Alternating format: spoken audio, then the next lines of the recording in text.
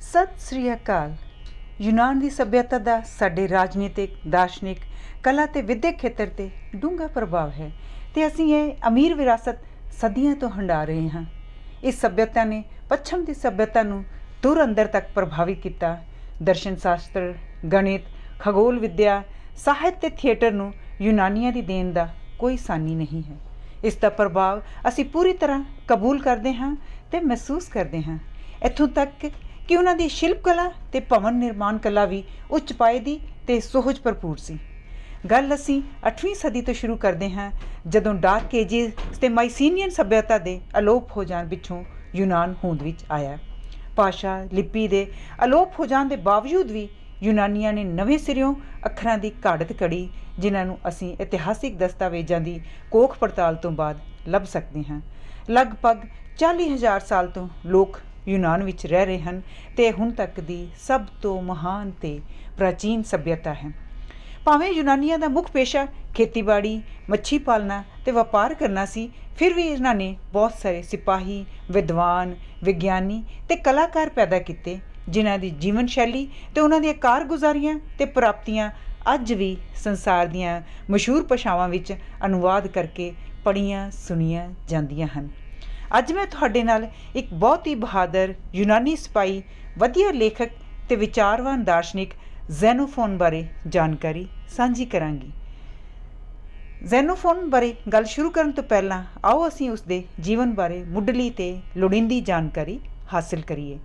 ਜ਼ੈਨੋਫੋਨ ਏਥਨਸ ਤੋਂ ਯੂਨਾਨ ਦਾ military leader ਸੀ, ਇਤਿਹਾਸਕਾਰ, ਦਾਰਸ਼ਨਿਕ ਅਤੇ ਬਹਾਦਰ ਸਿਪਾਹੀ ਵੀ ਸੀ। ਬੜੀ ਛੋਟੀ ਜਿਹੀ ਉਮਰ ਵਿੱਚ ਹੀ ਯੂਨਾਨੀ ਮਰਸਨੀਰ ਦਾ ਕਮਾਂਡਰ ਚੁਣ ਲਿਆ ਗਿਆ।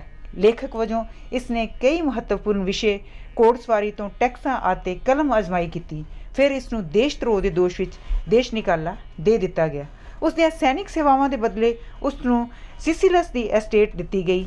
ਵਿਆਹ ਕਰਵਾਉਣ ਤੋਂ ਬਾਅਦ ਉਸ ਦੇ ਘਰ 2 ਮੁੰਡੇ ਹੋਏ। ਉਹ ਆਪਣੀ ਵੇਲ ਦੀ ਵਰਤੋਂ ਸ਼ਿਕਾਰ ਕਰਨ, ਮਨੋਰੰਜਨ, ਦੋਸਤਾਂ ਮਿੱਤਰਾਂ ਨੂੰ ਮਿਲਣ ਅਤੇ ਲਿਖ ਕੇ ਕਰਦਾ ਸੀ। ਇਸ ਮਹਾਨ ਇਤਿਹਾਸਕਾਰ ਅਤੇ ਦਾਰਸ਼ਨਿਕ ਦੇ ਅਨਮੋਲ ਖਜ਼ਾਨੇ ਵਿੱਚ ਐਨਾਬਸਿਸ ਅਪ ਕੰਟਰੀ ਮਾਰਚ ਸ਼ਾਮਲ ਹੈ, ਜਿਸ ਕਰਕੇ ਇਸ ਨੂੰ ਵਿਸ਼ਵ ਪੱਧਰੀ ਪ੍ਰਸਿੱਧੀ ਮਿਲੀ ਅਤੇ ਇਸ ਦਾ ਲਾਤੀਨੀ ਸਾਹਿਤ 'ਤੇ ਜ਼ਬਰਦਸਤ ਪ੍ਰਭਾਵ ਪਿਆ।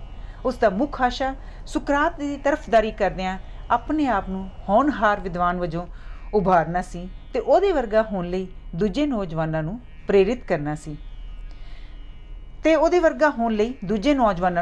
ਕਰਨਾ ਸੀ, ਜਿਹੜੇ ਸਵੈ ਅਨੁਸ਼ਾਸਿਤ, ਸਰੀਰਕ ਅਤੇ ਮਾਨਸਿਕ ਤੌਰ 'ਤੇ ਪੂਰੀ ਤਰ੍ਹਾਂ ਰਿਸ਼ਟ-ਪੁਸ਼ਟ ਹੋਣ।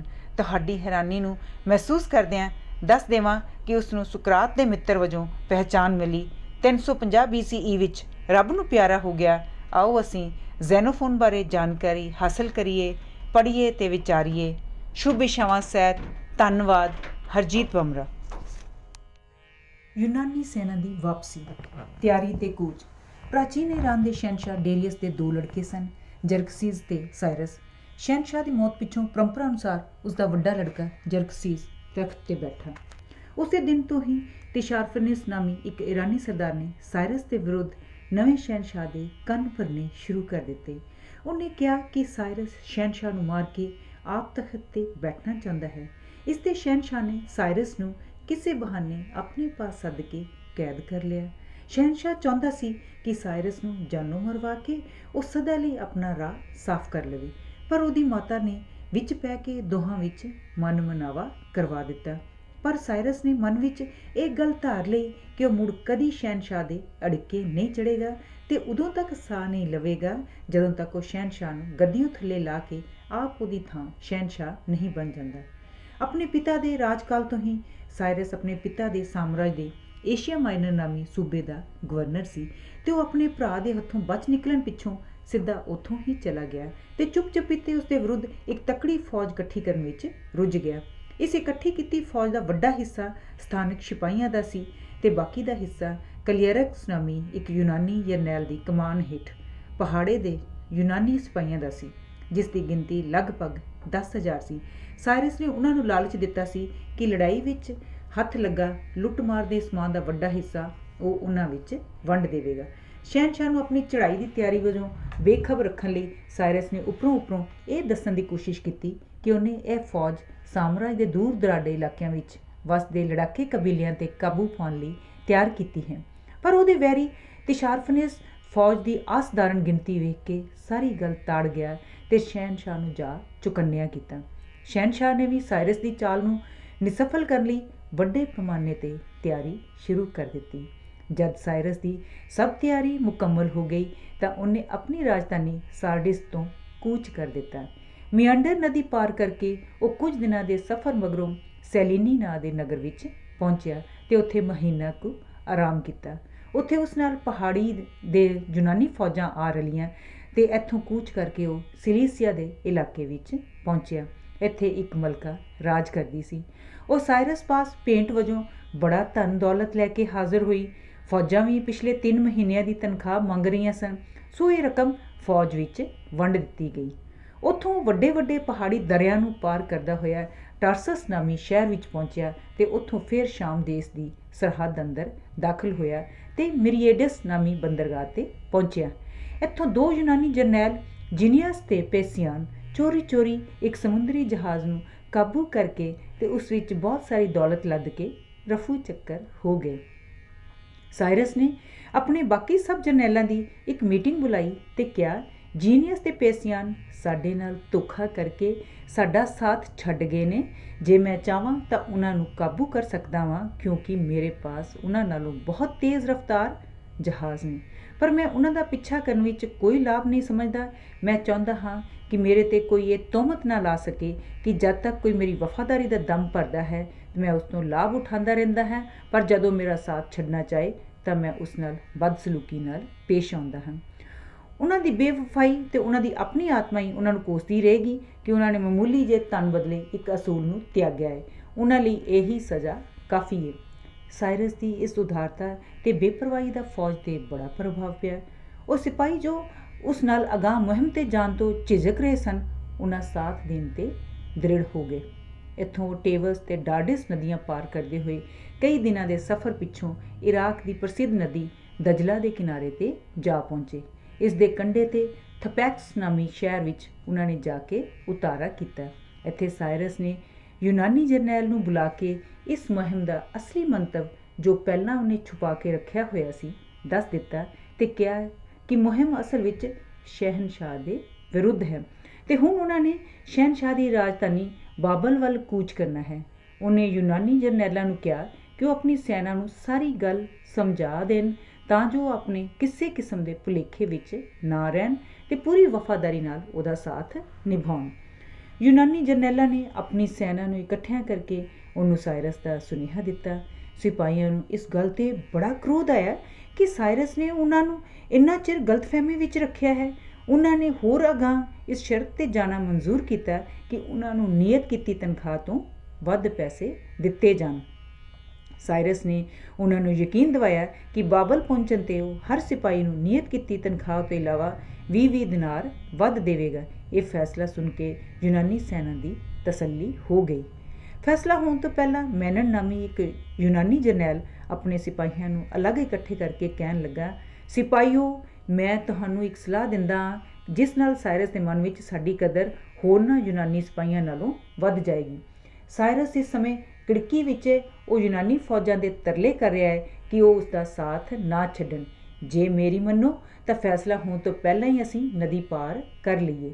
ਜੇ ਬਾਕੀ ਦੀ ਫੌਜ ਨੇ ਉਹਦਾ ਸਾਥ ਦੇਣ ਦਾ ਫੈਸਲਾ ਕਰ ਲਿਆ ਤਾਂ ਸਾਡਾ ਨਾਂ ਸਭ ਤੋਂ ਅੱਗੇ ਹੋਏਗਾ ਤੇ ਸਾਇਰਸ ਸਾਡੀ ਵਧੇਰੇ ਕਦਰ ਕਰੇਗਾ। ਪਰ ਜੇ ਫੈਸਲਾ ਅਗਾਹ ਜਾਣ ਦੇ ਵਿਰੁੱਧ ਹੋਇਆ ਤਾਂ ਅਸੀਂ ਵਾਪਸ ਮੁੜ ਆਵਾਂਗੇ, ਪਰ ਫਿਰ ਵੀ ਸਾਇਰਸ ਸਾਨੂੰ ਵਧੇਰੇ ਵਫ਼ਾਦਾਰ ਜਾਣ ਕੇ ਇਨਾਮ ਇਕਰਾਮ ਦੇਵੇਗਾ।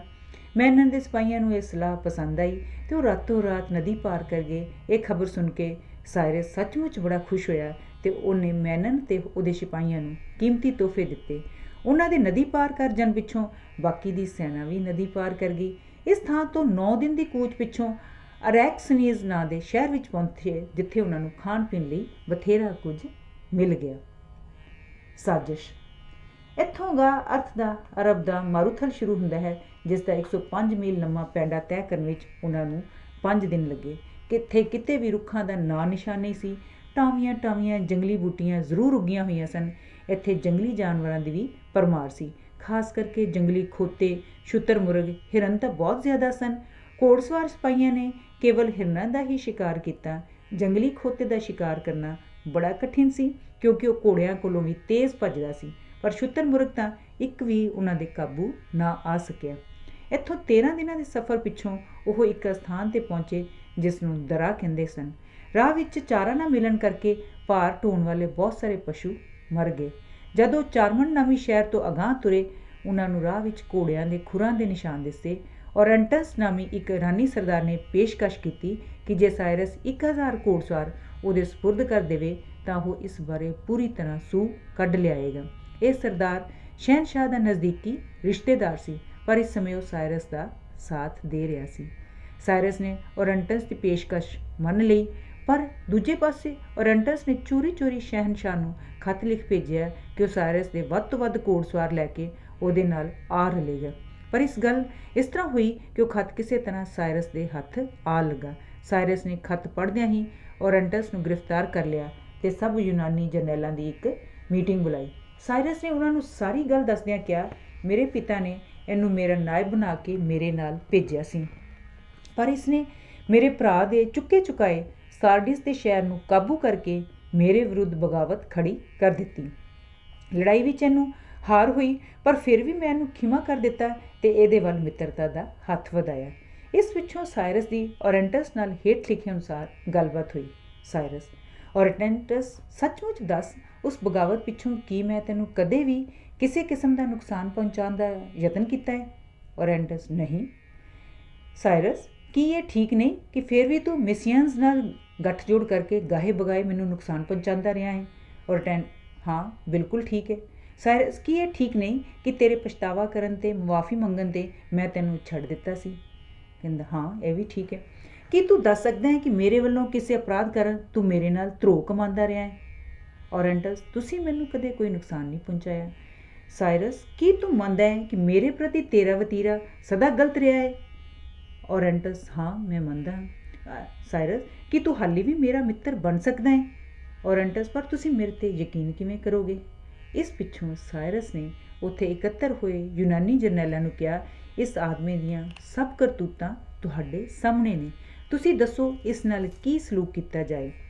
ਕਲੀਅਰਕਸ ਨੇ ਉੱਤਰ ਦਿੱਤਾ, ਮੇਰੇ ਖਿਆਲ ਵਿੱਚ ਤਾਂ ਰਾਹ 'ਚੋਂ ਇਸ ਦਾ ਕੰਡਾ ਕੱਢ ਦੇਣਾ ਹੀ ਮੁਨਾਸਬ ਹੈ, ਤਾਂ ਜੋ ਇਹਦੇ ਵੱਲੋਂ ਅਗਾਂਹ ਤੋਂ ਸਾਨੂੰ ਕੋਈ ਚਿੰਤਾ ਹੀ ਨਾ ਰਹੇ ਤੇ ਅਸੀਂ ਇਕਚਿੱਤ ਹੋ ਕੇ ਉਹਨਾਂ ਦਾ ਭਲਾ ਸੋਚ ਸਕੀਏ ਜੋ ਸਹੀ ਮਾਇਨਿਆਂ ਵਿੱਚ ਸਾਡੇ ਹਮਾਇਤੀ ਹਨ।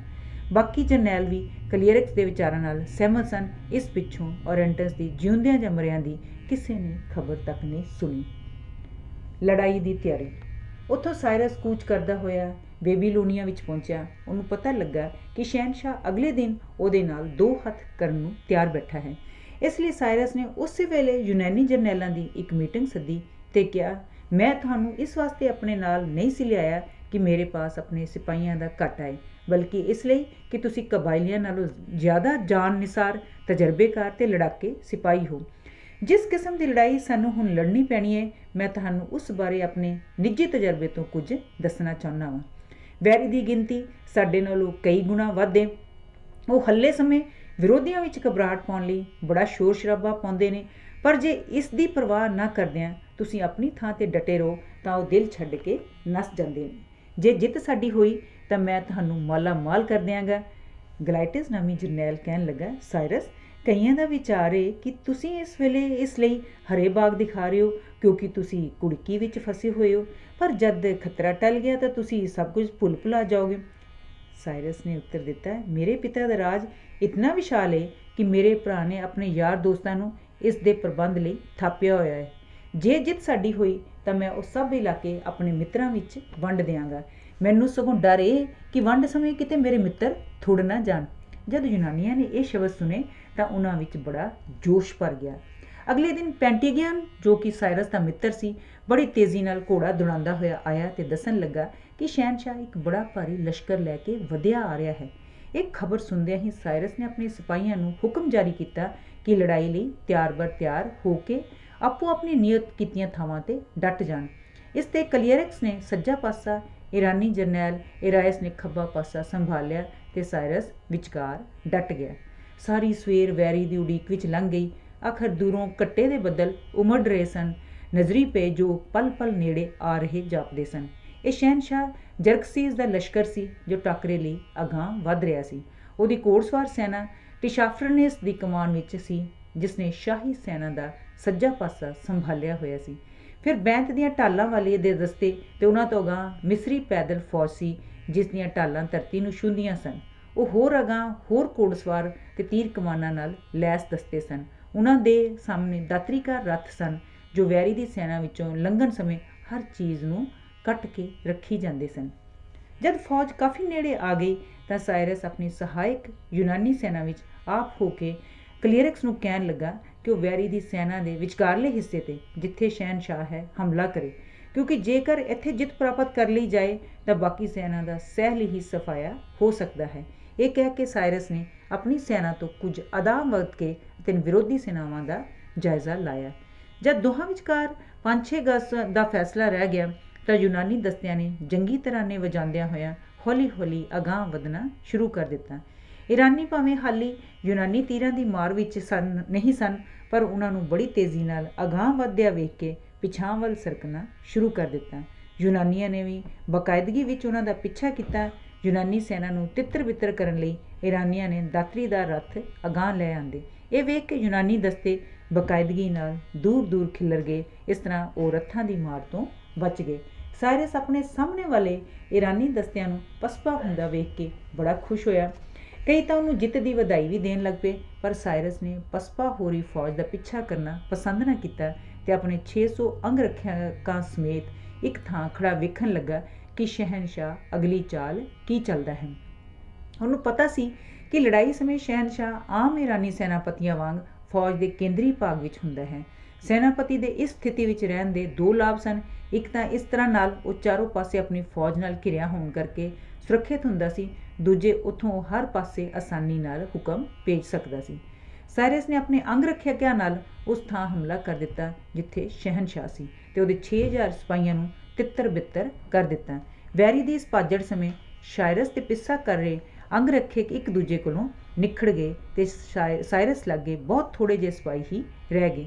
ਸਾਇਰਸ ਨੇ ਸ਼ਹਿਨਸ਼ਾਹ ਨੂੰ ਭੱਜਦਿਆਂ ਵੇਖ ਕੇ ਉਸ ਦੇ ਗਿਰਦ ਘੇਰਾ ਪਾ ਲਿਆ ਤੇ ਉਹ ਆਪਣੇ ਨੇਜ਼ੇ ਨਾਲ ਸ਼ਹਿਨਸ਼ਾਹ ਤੇ ਇੱਕ ਭਰਵਾਂ ਵਾਰ ਕਰਨ ਲੱਗਾ ਹੀ ਸੀ ਕਿ ਵੈਰੀ ਦੇ ਕਿਸੇ ਸਿਪਾਹੀ ਦਾ ਨੇਜ਼ਾ ਉਸ ਦੀ ਅੱਖ ਦੇ ਐਨ ਵਿੱਚ ਆ ਵੱਜਾ, ਜਿਸ ਨਾਲ ਸਾਇਰਸ ਉੱਥੇ ਹੀ ਚਿੱਤ ਹੋ ਗਿਆ।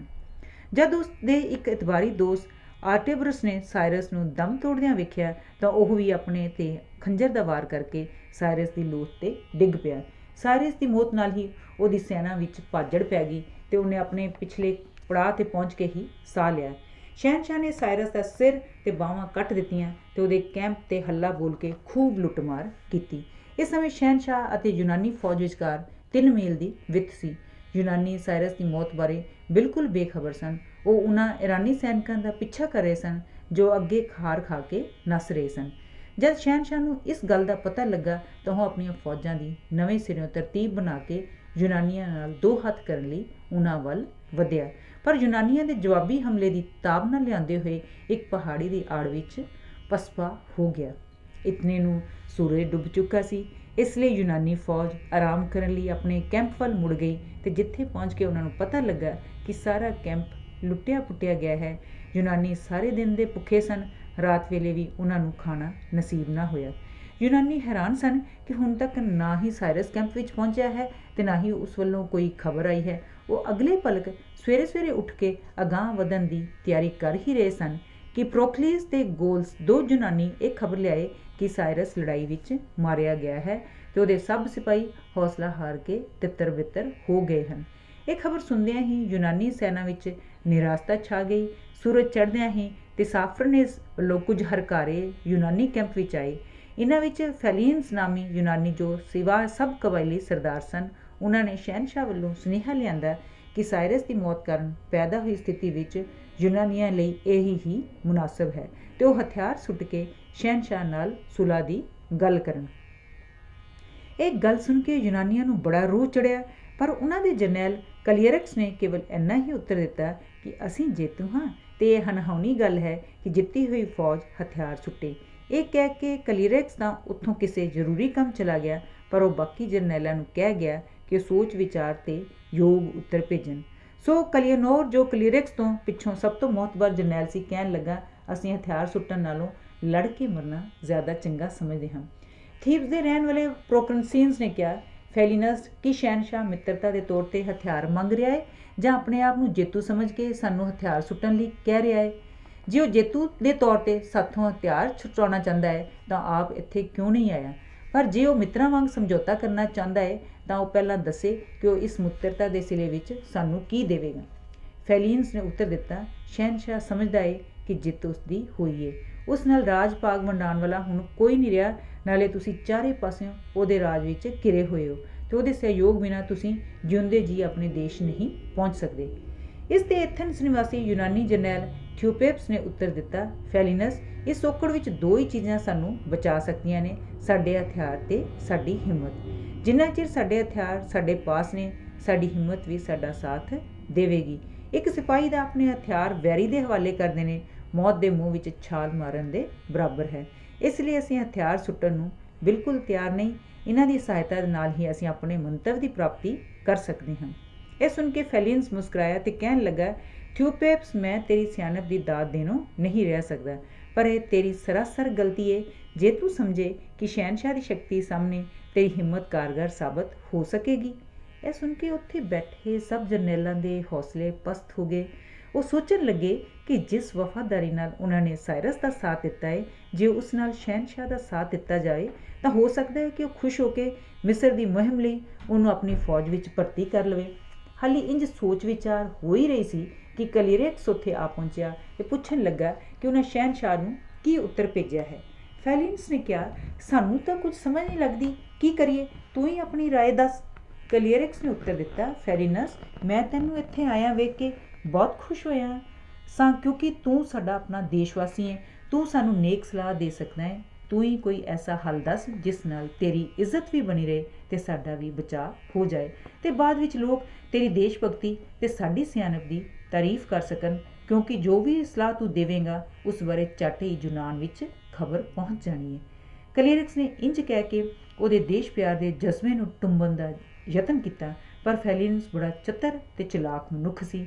ਉਹਨੇ ਅੱਗੋਂ ਬੜਾ ਗੋਲਮੋਲ ਜਿਹਾ ਉੱਤਰ ਦਿੱਤਾ। ਉਹ ਕਹਿਣ ਲੱਗਾ, ਮੈਂ ਤਾਂ ਕਹਾਂਗਾ ਕਿ ਜੇ ਤੁਸੀਂ ਸਮਝਦੇ ਹੋ ਕਿ ਸ਼ਹਿਨशाह ਨਾਲ ਲੜਾਈ ਕਰਕੇ ਤੁਹਾਨੂੰ ਸਫਲਤਾ ਦੀ ਪੂਰਾ ਪਰ ਵੀ ਆਸ ਹੈ ਤਾਂ ਤੁਸੀਂ ਹਥਿਆਰ ਬਿਲਕੁਲ ਨਾ ਸੁੱਟਿਓ, ਪਰ ਜੇ ਤੁਸੀਂ ਸਮਝਦੇ ਹੋ ਕਿ ਇੰਜ ਕਰਨ ਨਾਲ ਤੁਸੀਂ ਸਫਲ ਨਹੀਂ ਹੋ ਸਕਦੇ ਤਾਂ ਤੁਸੀਂ ਹੀ ਉਹ ਕਦਮ ਚੁੱਕੋ ਜਿਸ ਨਾਲ ਤੁਸੀਂ ਸਫਲ ਹੋ ਚੁੱਕੋ। ਇਹ ਸੁਣ ਕੇ ਕਲੀਰੇਕਸ ਨੇ ਕਿਹਾ, ਇਹ ਤਾਂ ਹੋਈ ਤੇਰੀ ਸਲਾਹ ਦੀ ਗੱਲ, ਹੁਣ ਤੂੰ ਸਾਡਾ ਉੱਤਰ ਸੁਣ ਲੈ। ਉਹ ਇਹ ਹੈ ਕਿ ਜਿੱਥੋਂ ਤੱਕ ਸ਼ਹਿਨशाह ਨਾਲ ਮਿੱਤਰਤਾ ਦਾ ਸੰਬੰਧ ਹੈ, ਅਸੀਂ ਆਪਣੇ ਹਥਿਆਰ ਆਪਣੇ ਪਾਸ ਹੀ ਰੱਖ ਕੇ ਆਪਣੀ ਮਿੱਤਰਤਾ ਦਾ ਸਬੂਤ ਦੇ ਸਕਦੇ ਹਾਂ, ਅਤੇ ਜਿੱਥੋਂ ਤੱਕ ਉਸ ਨਾਲ ਲੜਾਈ ਦਾ ਸਵਾਲ ਹੈ ਤਾਂ ਵੀ ਸਾਡੇ ਹਥਿਆਰ ਸਾਡੇ ਪਾਸ ਹੋਣ ਨਾਲ ਹੀ ਅਸੀਂ ਉਸ ਦੇ ਨਾਲ ਦੋ ਹੱਥ ਕਰ ਸਕਦੇ ਹਾਂ। ਦੋਹਾਂ ਹਾਲਤਾਂ ਵਿੱਚ ਹਥਿਆਰ ਸੁੱਟਣ ਦਾ ਸਵਾਲ ਹੀ ਪੈਦਾ ਨਹੀਂ ਹੁੰਦਾ। ਅੱਗੋਂ ਫੈਲਿਨਸ ਨੇ ਉੱਤਰ ਦਿੱਤਾ, ਇਹ ਤਾਂ ਇਹ ਹੋਇਆ ਉੱਤਰ, ਤੁਹਾਡਾ ਉੱਤਰ ਜੋ ਮੈਂ ਸ਼ਹਿਨशाह ਨੂੰ ਪਹੁੰਚਾ ਦੇਵਾਂਗਾ। ਪਰ ਸ਼ਹਿਨशाह ਨੇ ਇੱਕ ਗੱਲ ਹੋਰ ਵੀ ਕਹੀ ਸੀ, ਉਹ ਇਹ ਹੈ ਕਿ ਜਦ ਤੱਕ ਤੁਸੀਂ ਉੱਥੇ ਟਿਕੇ ਰਹੋਗੇ ਜਿੱਥੇ ਤੁਸੀਂ ਹੁਣ ਹੋ, ਤਦ ਤੱਕ ਉਹ ਤੁਹਾਡੇ ਵਿਰੁੱਧ ਕੋਈ ਕਾਰਵਾਈ ਨਹੀਂ ਕਰੇਗਾ, ਪਰ ਜੇ ਤੁਸੀਂ ਇੱਥੋਂ ਜ਼ਰਾ ਵੀ ਅਗਾਂਹ ਜਾਂ ਪਿਛਾਂਹ ਜਾਣ ਦੀ ਕੋਸ਼ਿਸ਼ ਕੀਤੀ ਤਾਂ ਉਸ ਦਾ ਭਾਵ ਲਿਆ ਜਾਏਗਾ ਕਿ ਤੁਹਾਡਾ ਸ਼ਹਿਨशाह ਨਾਲ ਜੰਗ ਜਾਰੀ ਹੈ। ਸ਼ਹਿਨशाह ਇਸ ਗੱਲ ਦਾ ਵੀ ਉੱਤਰ ਮੰਗਦਾ ਹੈ ਕਿ ਤੁਸੀਂ ਸੁਲਹ ਸਫਾਈ ਚਾਹੁੰਦੇ ਹੋ ਕਿ ਜੰਗ।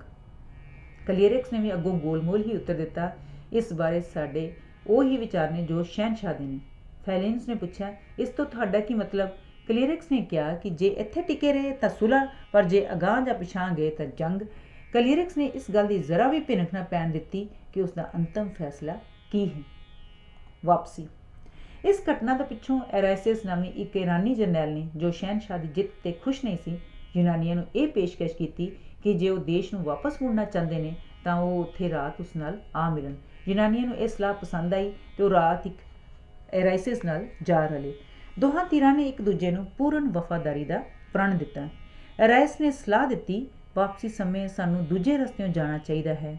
ਇਹ ਰਾਹ ਭਾਵੇਂ ਪਹਿਲੇ ਨਾਲੋਂ ਲੰਮਾ ਜ਼ਰੂਰ ਹੈ, ਪਰ ਇਸ ਵਿੱਚ ਰਸਤੇ ਦੀ ਕੋਈ ਦਿੱਕਤ ਨਹੀਂ ਹੋਵੇਗੀ। ਦੂਜੇ ਪਹਿਲੇ ਦਿਨ ਵੱਧ ਤੋਂ ਵੱਧ ਪੈਂਡਾ ਕੱਟਣਾ ਚਾਹੀਦਾ ਹੈ ਤਾਂ ਜੋ ਪਿੱਛਾ ਕਰੇ ਸ਼ਾਹੀ ਫੌਜ ਸਾਡੇ ਨਾਲ ਨਾ ਮਿਲ ਸਕੇ। ਸ਼ਹਿਨशाह ਛੋਟੀ ਮੋਟੀ ਸੈਨਾ ਨਾਲ ਸਾਡਾ ਪਿੱਛਾ ਕਰਨਾ ਮੁਨਾਸਬ ਨਹੀਂ ਸਮਝੇਗਾ ਅਤੇ ਵੱਡੀ ਸੈਨਾ ਨਾਲ ਪਿੱਛਾ ਕਰਨਾ ਉਹਦੇ ਲਈ ਨਾਮੁਮਕਿਨ ਹੋਵੇਗਾ। ਇਹ ਸਲਾਹ ਸਭ ਨੂੰ ਪਸੰਦ ਆਈ ਅਤੇ ਉਹਨਾਂ ਸਵੇਰੇ ਸਵੇਰੇ ਕੂਚ ਕਰ ਦਿੱਤੀ। ਦੁਪਹਿਰ ਸਮੇਂ ਯੂਨਾਨੀਆਂ ਨੂੰ ਵੈਰੀ ਦੇ ਬੋਝ ਚੁੱਕਣ ਵੇਲੇ ਘੋੜੇ ਕੁਝ ਵਿੱਥ 'ਤੇ ਘਾਹ ਚਰ ਰਹੇ ਨਜ਼ਰੀ ਪਏ। ਇਸ ਤੋਂ ਸਾਫ਼ ਪਤਾ ਲੱਗਦਾ ਸੀ ਕਿ ਸ਼ਹਿਨशाह ਕਿਤੇ ਲਾਗੇ ਤਾਗੇ ਹੀ ਡੇਰੇ ਲਾਈ ਬੈਠਾ ਹੈ। ਪਰ ਵੈਰੀ ਨੂੰ ਇਸ ਗੱਲ ਦਾ ਅਹਿਸਾਸ ਕਰਾਉਣ ਲਈ ਕਿ ਯੂਨਾਨੀ ਉਸ ਦੀ ਪਰਵਾਹ ਨਹੀਂ ਕਰਦੇ, ਉਹ ਰਵੀਂ ਰਵੀਂ ਆਪਣੇ ਸਫ਼ਰ 'ਤੇ ਤੁਰਦੇ ਗਏ। ਰਾਤ ਵੇਲੇ ਉਹਨਾਂ ਨੇ ਇੱਕ ਪਿੰਡ ਲਾਗੇ ਆਪਣਾ ਕੈਂਪ ਲਾਇਆ ਤੇ ਸਾਰੀ ਰਾਤ ਪਿਛਾਂਹ ਫੌਜਾਂ ਦਾ ਰੌਲਾ ਗੋਲਾ ਪੈਂਦਾ ਰਿਹਾ।